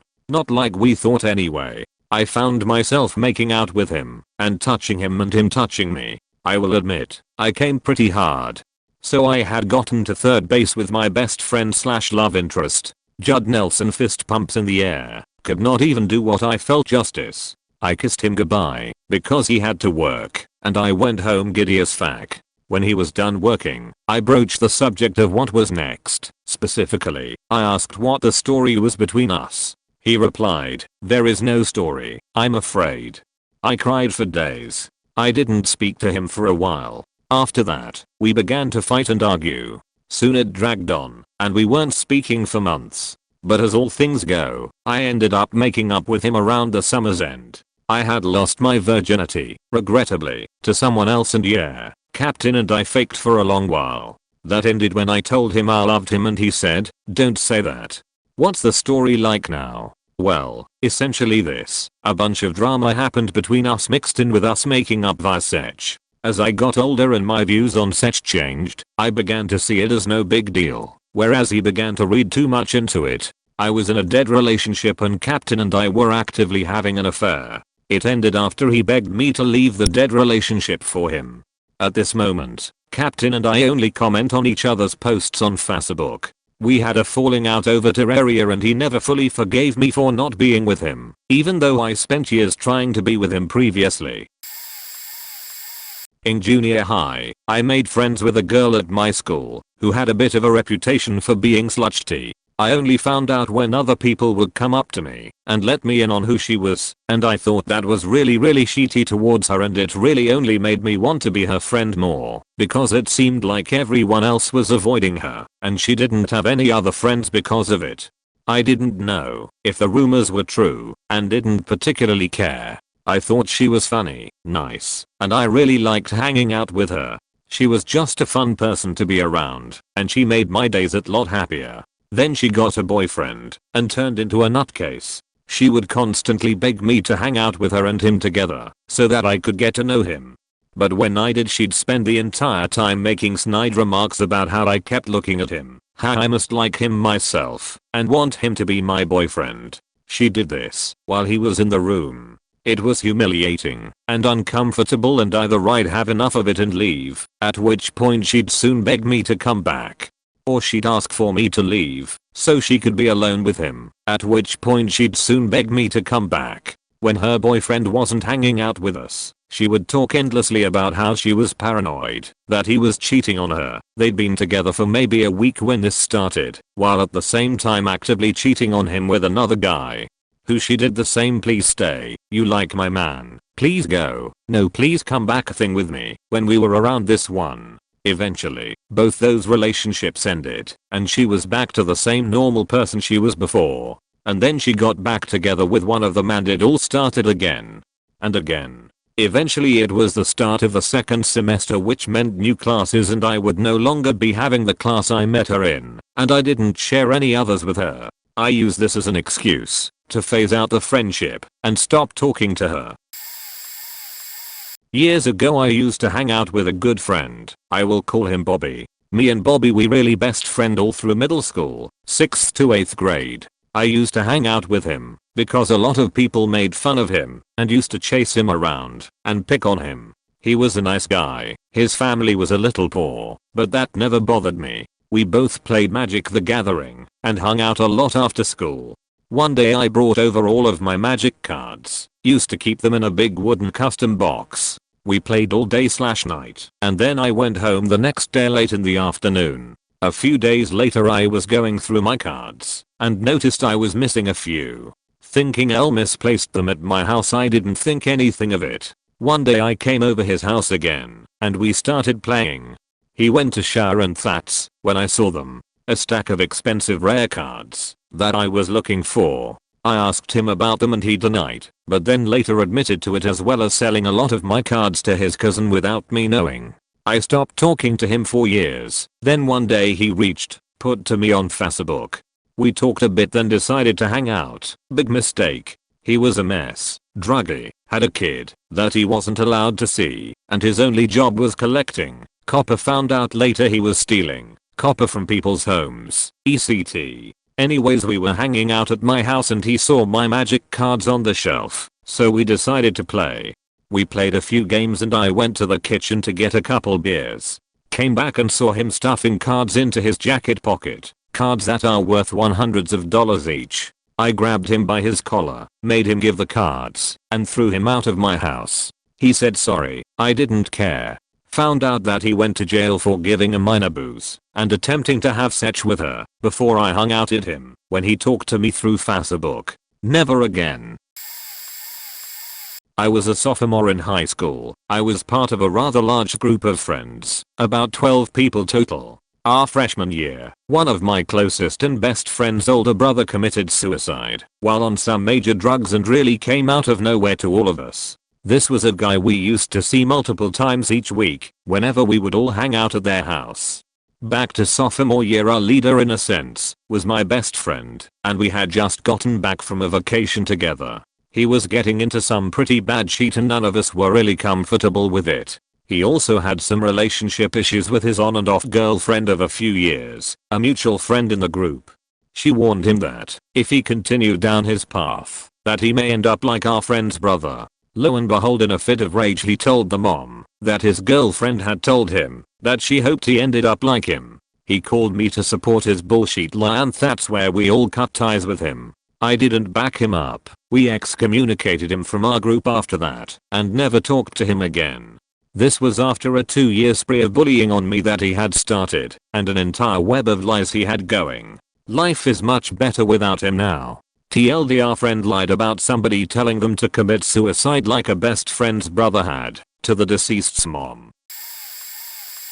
One of my closest friends, online friend, but we were closer than any of my real life friends. I met this friend from her ex actually. They stayed close friends, but we became close friends too. It was awkward at first, but we started getting to know each other well. At one point we got close, that we both liked each other and whatnot, but she always told me she didn't want to get into a relationship, that she was not capable of love. We just kept talking though, but slowly drifted away. About a year later she basically started to try to get reconnected with me, and things again were going great. We got close again and everything. I had started developing feelings for her, but I tried my best to not let that get in the way of the friendship. But this time though, I felt over that time we were apart something had drastically changed about her. She became really unstable. She drank a lot, even stating to me she goes days drunk, and when she feels she's sobering up she slams back more. I know what had happened. Don't really want to say anything about it, since it's not my place, but the situation hit her so hard. She even tried to commit suicide while talking to me. I remember waiting 4 days by my computer, pretty much sleeping by it to hear that she was okay. I didn't have her phone number, but I was afraid of the worst. When she finally replied back, after she got home, I just remember feeling so relieved. This time I try my best to keep in contact with her. Years go by. She gets a lot better, stops her binge drinking, and starts to try to work on getting better. I start to sink into my own depression dealing with my own problems and such. She starts to show interest in me, and we try working on things. Even make plans to meet. We don't live far from each other, just a city over. She claims how she wants to be in this relationship with me and everything. Then one day before Valentine's everything changes, and she takes all that back. Tells me everything was a mistake and that all we were doing was a huge mistake. She told me she didn't like me anymore and such. We try to stay friends, but it was very hard to. Fast forward a few months more. This is when my depression got its worst, when I hit my low point. My godfather had passed. He was my closest family member.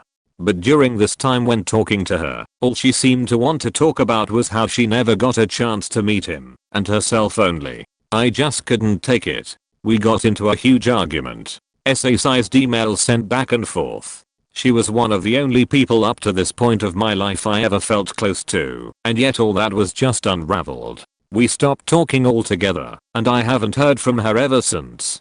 I don't blame her. I was a jerk when my godfather was passing away, but I wish she could have understood what I felt at that very point in my life, which you would have thought she would. In the end I stopped talking to my close friend of 6 years, and it's been 3 years now since we stopped talking. I often wonder how she is, or what she's up to. I introduced 2 friends to each other, and they became boyfriend/girlfriend. I was closer to the female, because we dated for a month, and decided it was better to stay as friends. The boyfriend started getting jealous and violent, and she would come to me for advice. I have repeatedly expressed my opinions to her, and said to call it quits. He should not be treating her so harshly. Sure enough, she texted me to say they broke up, only to get back with the guy couple days later, and the process starts again. It happened countless times. The most recent experience involved the boyfriend coming to me trying to mend our friendship. 2-year hiatus after they had broken up, but his true intentions were to pick any info on his ex-girlfriend on ways to get back together, or if she was seeing another person already, because he knew she would come to me, which she did. Later that same day, he came running to my house at 11 p.m. knocking. Insisted that my dear little sister who had nothing to do with this wake me up from my sleep. He asked, what did she tell you? Do I still have a chance? I told him, I'm not sure and that not much was spoken of you. He tells me things, I love her so much dude, I don't think I can live without her. Oh my god dude, I need her, I feel like driving off a cliff to stop the pain.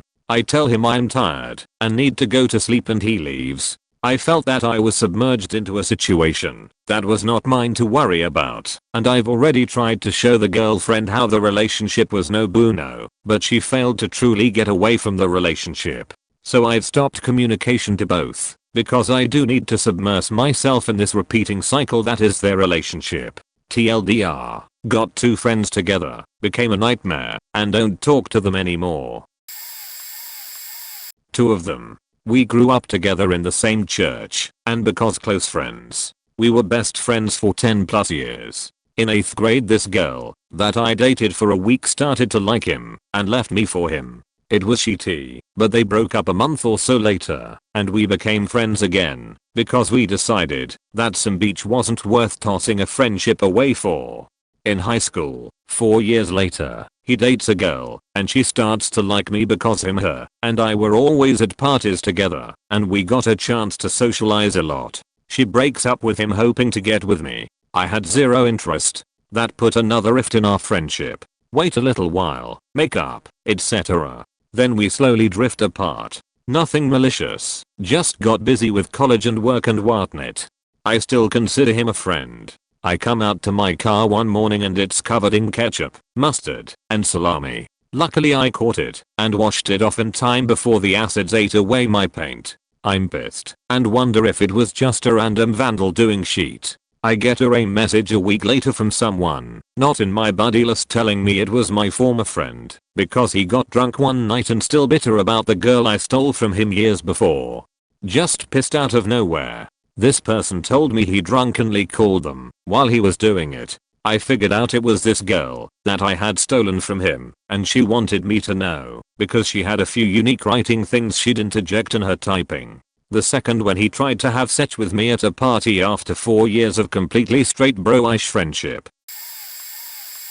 Dave was a friend through friends in HS. I went to another one and lost touch. Until one day I'm out with my original friend and run into him. Numbers exchanged and we start hanging out. He invited several of us over to watch the Super Bowl once and meet his girlfriend one time. Only his girlfriend was nowhere to be found. Also no booze, no drinks, no snacks.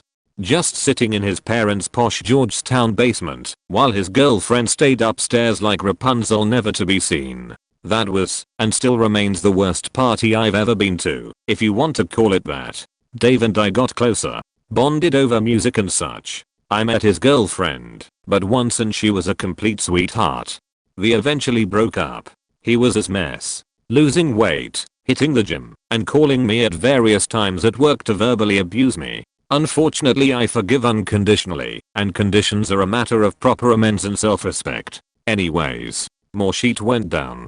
We would part ways and get back together. Shortly after one time I dated a horrible girl and found out about narcissistic personality disorders. I began to do the math and Dave was a prime candidate. His dad was diagnosed as such, and it's called the selfish gene for a reason, because it's passed on from generation to generation, or more accurately, host to host. Long story short, I had it with Dave and told him so one day. I'd been saving it up, only to finally unleash my grievances, and my cell phone dies. At least he heard someone say you're a narcissist. He was taken aback, and just as I was getting started, unleashing years of manipulation and all kinds of shady shit. Click anyways. Just last month, a good, 8+ years after that conversation he reaches out to my sister trying to find me, and a douche bump ran up my spine. Just a narcissist looking for another pushover, a parasite looking for its host. Had this happen with a male friend and a female friend. Male friend, background, I'm working 2-pint jobs. I pay 3 of the 4 monthly bills. I have a car. Former best friend / roommate is a foot college student and lived off his student loan money. Had 2 girls with his ex-wife and no car. We began living together in August 2013.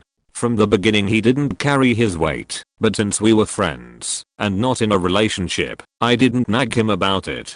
I'd try to talk to him about my issues only for him to dismiss what I'd say repeatedly. I was the only one that cleaned the house. I was the only one that would take out the garbage and recycling. I was the one that took primary care of his 2 dogs. I tailored my schedule so I could pick his daughters up from school on the days he had late class. I made his life much easier than it had been before.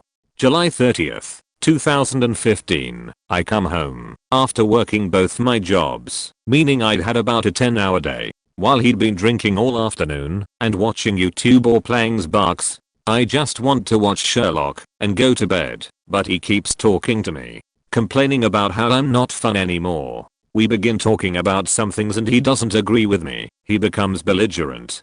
At some point we begin to argue. He gets physical with me, backs me into a corner, puts one fist in the middle of my chest and holds the other one out, like he's going to hit me. I call the police. They talk to him. They talk to me, and they arrest him for domestic violence and take him away. Mind you, this entire time that the police are talking to him, he telling them, yeah, I put my hands on her, but she's bigger than me.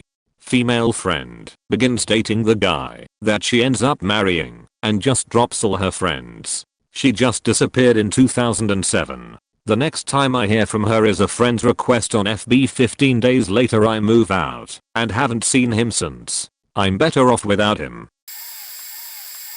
My brother died. I told her when the funeral was, and she said she would absolutely be there. This happened just before Christmas last year. As the week went on, she would call from time to time, and I kept missing her calls because I was with my family. I would text her back saying I was sorry I missed her call earlier. We would talk for a couple of minutes, and then I'd head back to my family. Well, on Saturday she texts me saying that she feels like I haven't really been there for her recently, and she thinks it has to do with my new girlfriend. I explained to her that my brother just died, and I wasn't really available to talk to people at the time. She said she understands. I think we are cool for now. Monday rolls around, which was the funeral. So many people showed up. It filled the church. Most of them were there to support my mom. A couple of people also realized that I lost a brother, but almost all of them focused on my mom losing her son, which I totally understood, even if it made me feel invisible a bit. I watched that door so intently. She didn't show. As the funeral came to a close and I helped carry the casket outside, I searched the crowd, thinking she showed up late. She didn't. 3 weeks later, she texts me, hey, can we be friends again? I called her and told her no. When I needed someone, like really and truly needed someone, she couldn't be bothered. She didn't apologize for not being around, didn't apologize for not calling or texting that whole time. She kept trying to put the blame on me for the whole situation. I haven't talked to her since then. Me and my friend wanted to see Green Day. Now, we live in Italy and went to Hurricane Festival on July 4th, 2010. Hurricane destroyed the place. No Green Day. We went to I-Day Festival on September 2nd, 2012. Billy Joe was recovered in the hospital. No Green Day. So, we really wanted to see Green Day at that point. We buy the tickets to a concert and decided to go queuing from the night before, so stay the night sleeping outside of the building where the concert would take place. Okay, nighttime comes, and though it was summer, it starts raining. A lot. We are talking about curling up in a corner and setting fire to anything that we can find, including deodorant. Level of cold. The next morning, she doesn't feel well and decides to go to a bar to have breakfast while I stand in the queue. My phone was dead. My friend knew it.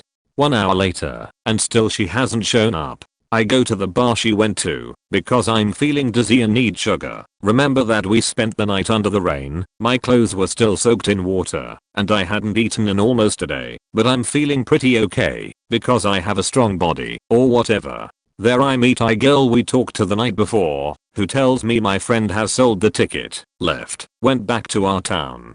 2 hours away from where we were. She didn't tell me anything.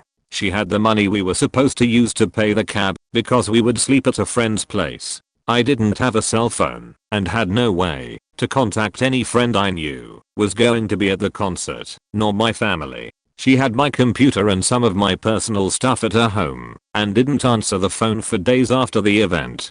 When she finally did, we arranged to meet. I would go to her house to get my belongings. Fine. She slightly opens the door, gives me my things without even looking at me, closes it, and bye bye forever.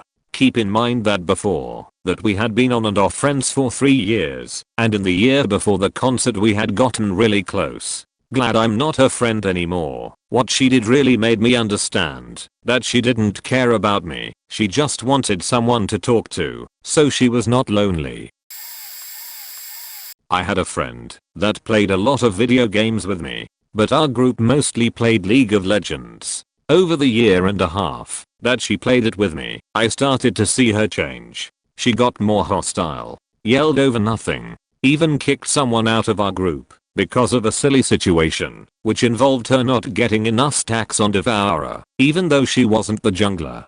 Her and we got into much more fights, which ended up as I coming back to her and asking for forgiveness, when it was just a misunderstanding on her part. Well, I had started to just give up on the game and played other games instead, but she followed me there too, which I didn't mind at the time because she was nice when she played other games.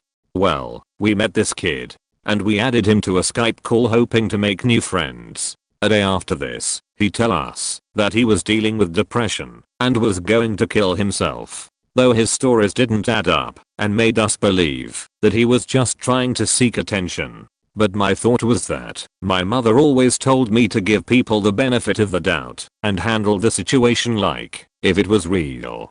Because I had no clue what this kid's real name is, his age, where he lives, blah blah blah. So we were in a joint calls together and he asks to speak to me in private because my friend was kinda getting mad and stuff. So I just told him, don't do it. It's a permanent solution to a temporary problem. There is someone out there that loves you. Stuff like that. I added that if he was lying he should feel ashamed of himself because lying about a serious issue was no good.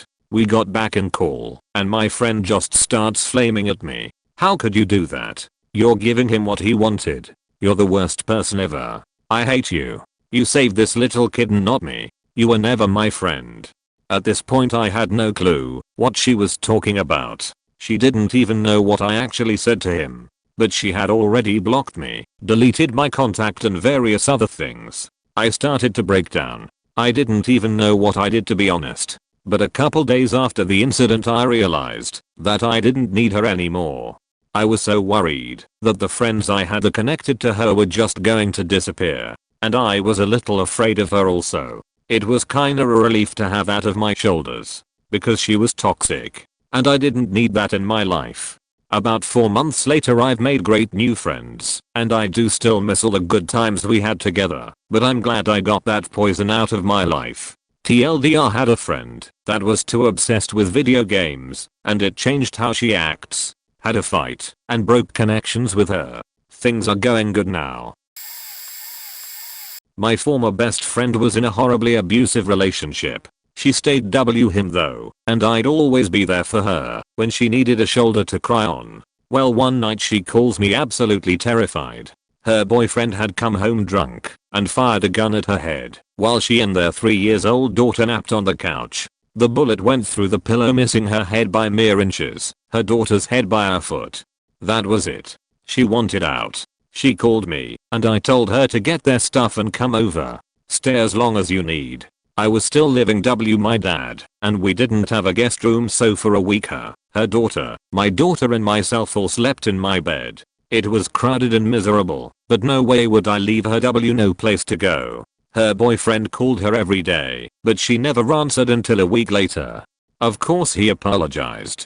Of course he claimed it would never happen again. He wanted to come over to talk things out her, and she turned and asked me if he could. I said hell no. I don't want that sorry piece of shit anywhere near our property. His response, as a changed man and all, was to tell me he was coming over his gun, and if I dared to even look at him, he'd make me watch as he put a bullet between my dad, my sister and my 2-year-old daughter's eyes, then he'd wrap me before blowing my brains out.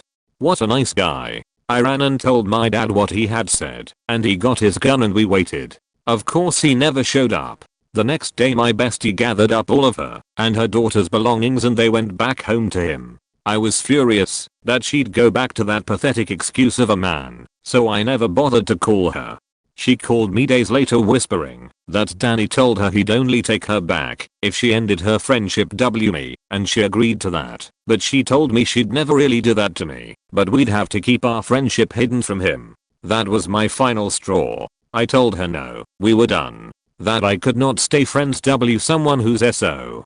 Threatened to kill my baby, my family. That she was too much of a liability to myself and my family because his temper, who knows what he'd do next time to me or her if he found out we were still friends. I hung up. A month later, the morning after Christmas, 2 social workers show up at my house stating that they received a phone call that I was abusing my daughter, I was on drugs, I only let my daughter ride in the car her daddy when he was drunk, and that I had my daughter at a residence when a fight broke out and a gun was pulled.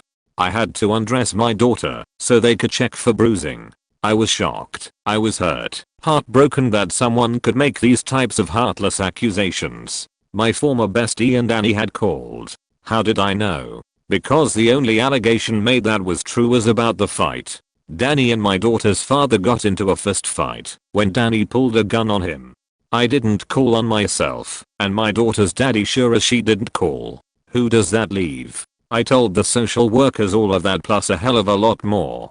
Whose daughter was damn near shot in the head by her abusive daddy. I told them about everything that man had put those two through. Honestly, a social worker should have been alerted sooner to what was going on with my former bestie and her daughter, but at least they knew now.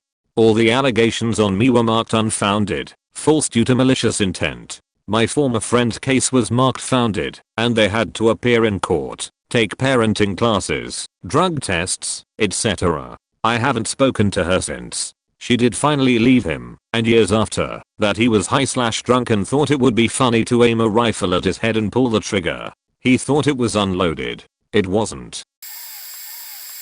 I was best friends with a girl for 4 years. She was truly my friendship soulmate. We lived together all 4 years of undergrad and would visit each other during the summers away from school. I would go stay at her house. I knew her family closely, and she knew mine. We were so close in school that we pretty much were each other's only friends. Think an interracial Daria and Jane. Anyway, my best friend and I had planned to move in together after we graduated. We were going to move to New York City and just try to make it, like everyone else who blindly moves to a new city. But as soon as we finish school and go to our separate hometowns, the relationship changes dramatically. We went back to school for graduation, but she was being really strange. She didn't want to take any pictures together. This is a person I have over 1,000 pictures with on Facebook, and she doesn't want to talk to me at all. Now this is a girl who I would be in constant contact with. We probably would send at least 2,000 texts to each other a day. At first I chalked it up to the fact that we were both working 2 jobs. I, a full-time job and a part-time serving job, and she, 2 part-time jobs. But since we were planning on moving in together, we had to start making some serious preparations. I start asking her how much she wants to spend, what neighborhood she wants to live in, etc. Like normal questions you would ask someone you're going to be living with. She won't answer, and when she does, she just blows me off with some unrelated comment. After about 2 weeks of trying, I gave up and looked for a place on my own. Finally, at the beginning of September, right before I move, I find out through Facebook that she's in a relationship with some dude who's in the Air Force and stationed in Alaska, and she's moving there with him. Now that's bad enough. I was really hurt. She had clearly been planning to do this for quite some time and never had the courage to just outright tell me, although she had multiple opportunities to do so. And I thought it was just plain stupid. So I move on my own, and she comes to New York City to visit me. She stays with me, and it's like everything is back to normal now that I know she's moving across the country.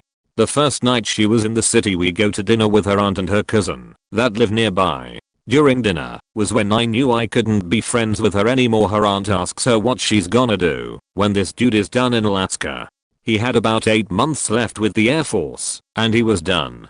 My ex-best friend goes, "Oh, I don't know. I'll probably just go wherever he wants to go." That's when I knew we were done. I have no respect for people who can't think for themselves, and for a girl who is just gonna follow some dude around the country and have no aspirations of her own. No thank you. We'd been friends for almost 2 decades. She was always in multiple open relationships, while I was a bit of a serial monogamist. I always kept my boyfriend separate from her because she was super flirtatious and not even loyal to men she was truly interested in. She had been living with a guy for some time who loved her and befriended his best friend. Confided in me that she was considering sleeping with him just because she felt sexual tension there and was curious, and asked me my opinion on it multiple times for somewhere between 6 months to a year, while suggesting me and the same guy would really hit it off. I always told her she probably could sleep with him, but it would be a bad idea because he was her main lover's best friend.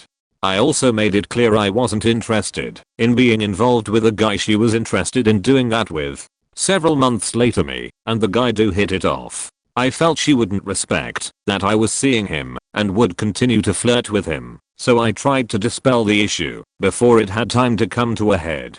She's still seeing his BFF and some other guys on the side while this is going on. I tell her no guy matters to me more than her and I, and that if she has feelings for this guy, even if she's not going to act on them, that I will end it here and date someone else because I don't want us competing for a guy. She tells me it's fine for the time being because she should probably be dedicating that time to the BFF who she was still living with, but that she can't promise me anything in the future. I literally felt like she had plunged a knife into my heart. Stopped talking to her about 2 weeks later. Stopped seeing the guy some months later because the whole situation had put insane stress on our relationship. 9 months go by. We start talking again, but she makes it clear she won't apologize for what was said. I try to let it go. Me and the guy reconnect, fall in love. We are very happy. He establishes a respectful boundary between them. She keeps subtly trying to break down and I continue to be hurt by the fact she never apologized for what she said. Finally decided it wasn't worth the disrespect to myself to fake the friendship still being what it had been years prior, and told her I couldn't be friends with her without an apology, and that it felt awful feeling that the only reason any boundaries existed between my boyfriend and my best friend were because my boyfriend upheld them. She denies the whole thing ever happened and has told me to my face I made it up. That helped put the last nails in the coffin too. I still wish she would apologize so I could forgive her, we could fix our friendship and have an awesome time together like we used to. I couldn't maintain a funny friendship with her, which was what it became after she said that to me and wouldn't apologize. Me and a really good friend of mine had gone through a lot. We were even romantically involved at one point, not by the time this happened, but it's worth mentioning. We were really close. I'm an atheist and she's a diehard Christian. I'm not against Christianity, of course, but we still didn't really see eye to eye on a lot of things as a result. So when gay marriage was legalized in America, we are Americans, she texted me, "What has this world come to? What are you talking about? They legalized gay marriage. Oh yeah, I heard about that. Pretty great, right? No, it's awful. My mom is a lesbian and my sister is bi and trans. Not to mention I have several LGBT friends and am involved with an equality club at my school to support LGBT rights." Needless to say, hearing this from such a close friend was like punch in the gut. The nail was really hammered into the coffin when she said, "Ian, you have to understand, these people are choosing to be gay to defy God. They need to stop. I can't be friends with people who would say shit like that. Not only would my family, justifiably, be pissed, I'm pissed. How could she say something so ignorant and just faking stupid?" After that debacle, her sister texted me, using my ex-friend's number, a long text, and I mean so long my phone had to open a separate window to let me read all of it, about his I was wrong and somehow trying to deny that gay marriage was actually legalized, lolwood, so I decided it would be best to just cut contact. So I blocked her number and we haven't spoken since. Her wedding. I would struggle to say we were close friends in the first place, but we had gone to school together and were in the same friendship group. This girl had no friends and was only a part of our friendship group because her partner was our friend. We always made an effort to include her, and I tried to chat to her and include her in things as much as I could, but she was a very boring person who never made an effort to get to know anyone or make an effort for anyone else. The only thing she ever talked about was getting her so to propose. Fast forward a few years, and she has harassed, bullied and fought him into proposing. Her family helped a lot. All of a sudden I'm being told, not asked, that I'm a bridesmaid, and so is one of my friends that she has met twice. Long story short, this girl is batshit crazy, and so is her family. We do everything for her to keep the peace, spend thousands of dollar sign on the lead up to the wedding, organize her engagement, bridal shower and hens because her sister was pregnant only for her and her mum to get drunk on the hens and tell us that we were useless, good for nothing, jealous beaches that should feel privileged to be involved in such a beautiful event that we would apparently never have. Needless to say, after 2 years we'd had enough and pulled out of the bridal party. The wedding went ahead, the bridal party, and she is no longer invited to any social events by our group. Unfortunately for the groom, our friendship group does not often see him anymore as she has pulled in the reins and claimed she is suicidal, depressed etc., so he can't leave her side. The joys of marriage. TLDR, girl who is obsessed with getting married goes Bridezilla, loses not only all of her friends, but forces her husband to lose all his too. Well, I'm late to the party, but I have a story actually. Well, a little backstory. So this girl who I have known for a long time, who I was really close with and had a crush on, but she didn't feel the same way. Well, this was during my senior year prom day, and I got ready for prom, my tux pictures and whatnot, and I was going to meet my date.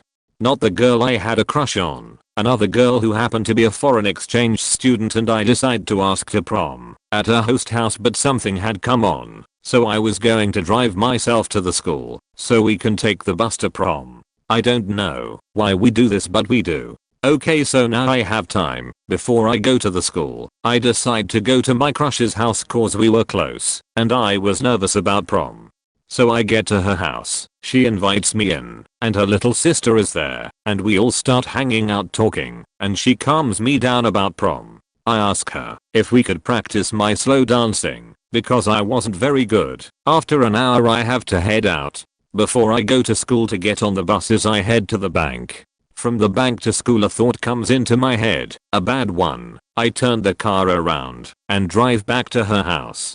Knocked on her door, and once she opened I pulled her in and kissed her. Look at her for a second, then got in my car and went to prom. Well, now you are wondering what happened. Well, she stopped talking to me, ignored me at school, and didn't acknowledge my existence. That's how I lost a friend and crush. OHH, also did I mention she had a boyfriend? Yeah, that might not have been the best decision. TLDR, I went to my crush's house during prom, kissed her, and lost her forever. I bought her flowers on V-Day, drove to her apartment, and left them on her doorstep. No name, but I included the same corsage I got her for prom, hoping she would get the clue. She flipped. I had mad feelings for her, but the way she did it made me feel like a stalker. So I tried to flip the situation by saying I did it as a friend. Maybe that's where I messed up, because I noticed she was being a little friendlier to me than usual, and I basically turned her down several times.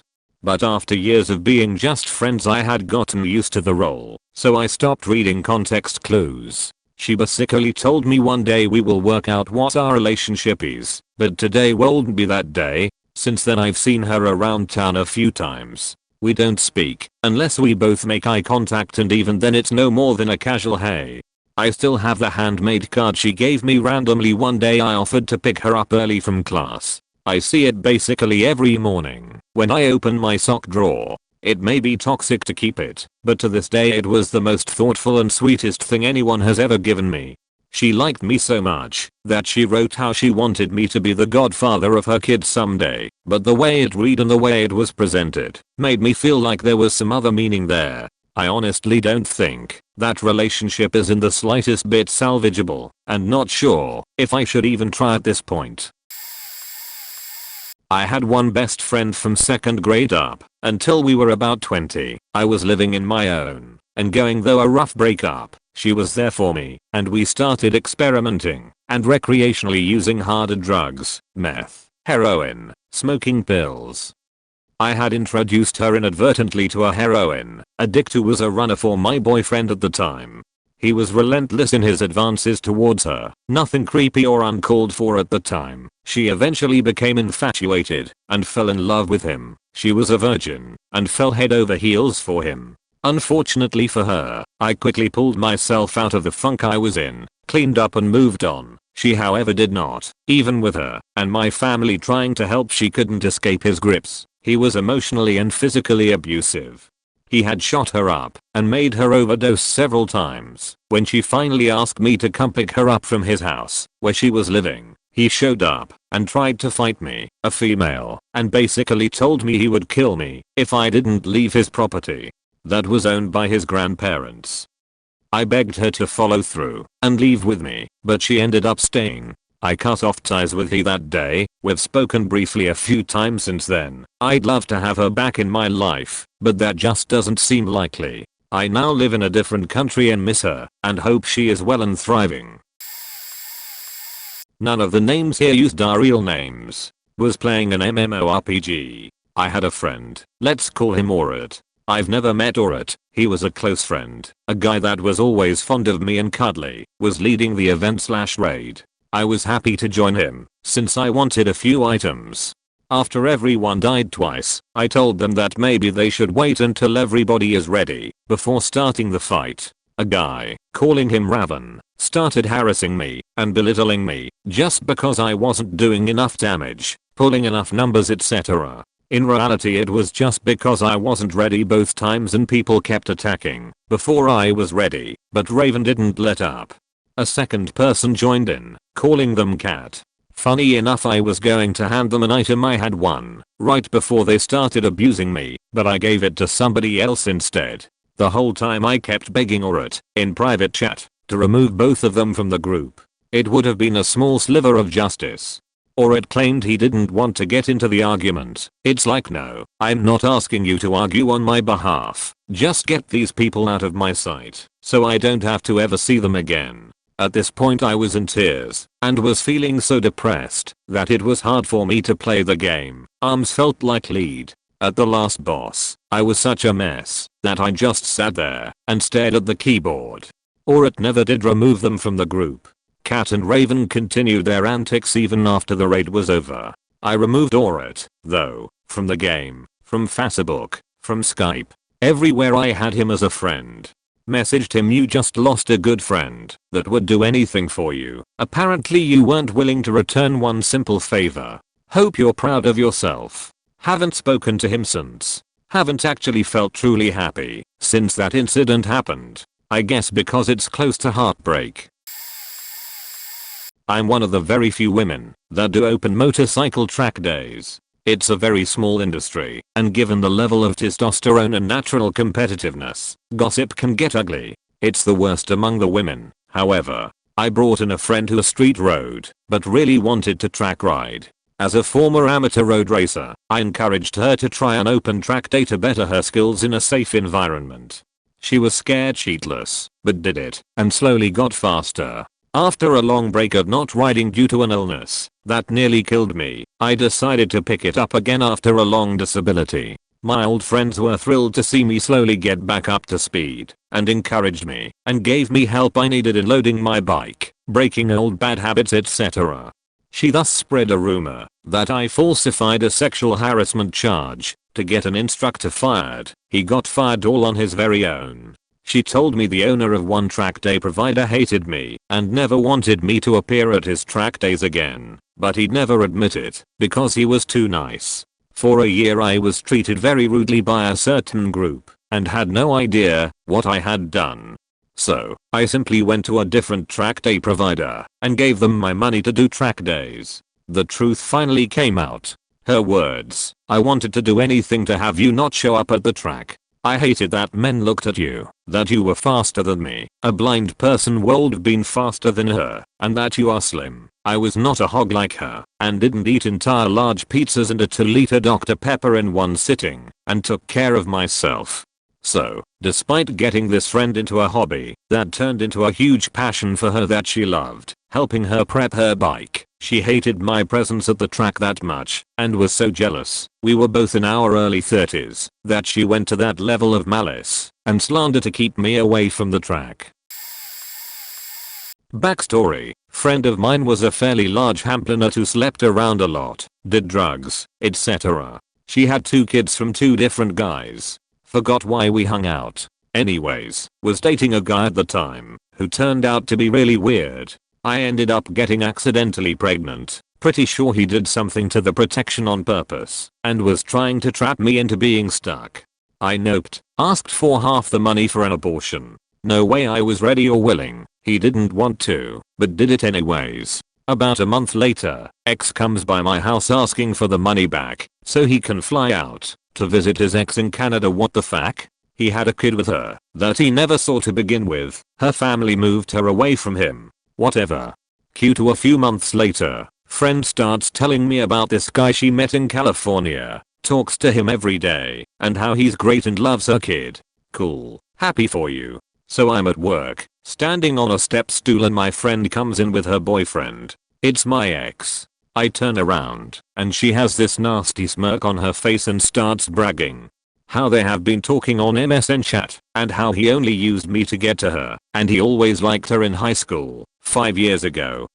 Now keep in mind she was the shoulder I cried on. She had to help me 86 him out of the store we worked at, because he stalked me for a while. She was aware of all of this. He lied to her about all of it, and she knew what a creepy fuck he was. She pulled this stunt all while in the middle of my shift at work.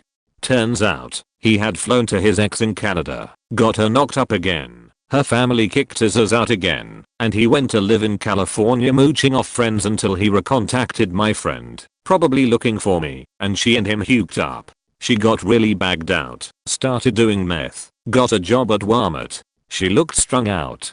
I ended up confronting her at work. I was blown away. She just responded that he was a real man and could make his own choices. I just told her, yeah, and you made the choice to wreck a friendship over this, and walked out. I wish I had something wittier than that, but I don't. She is still working at Walmart, had another kid I think, and didn't end up staying with my ex longer than a few months.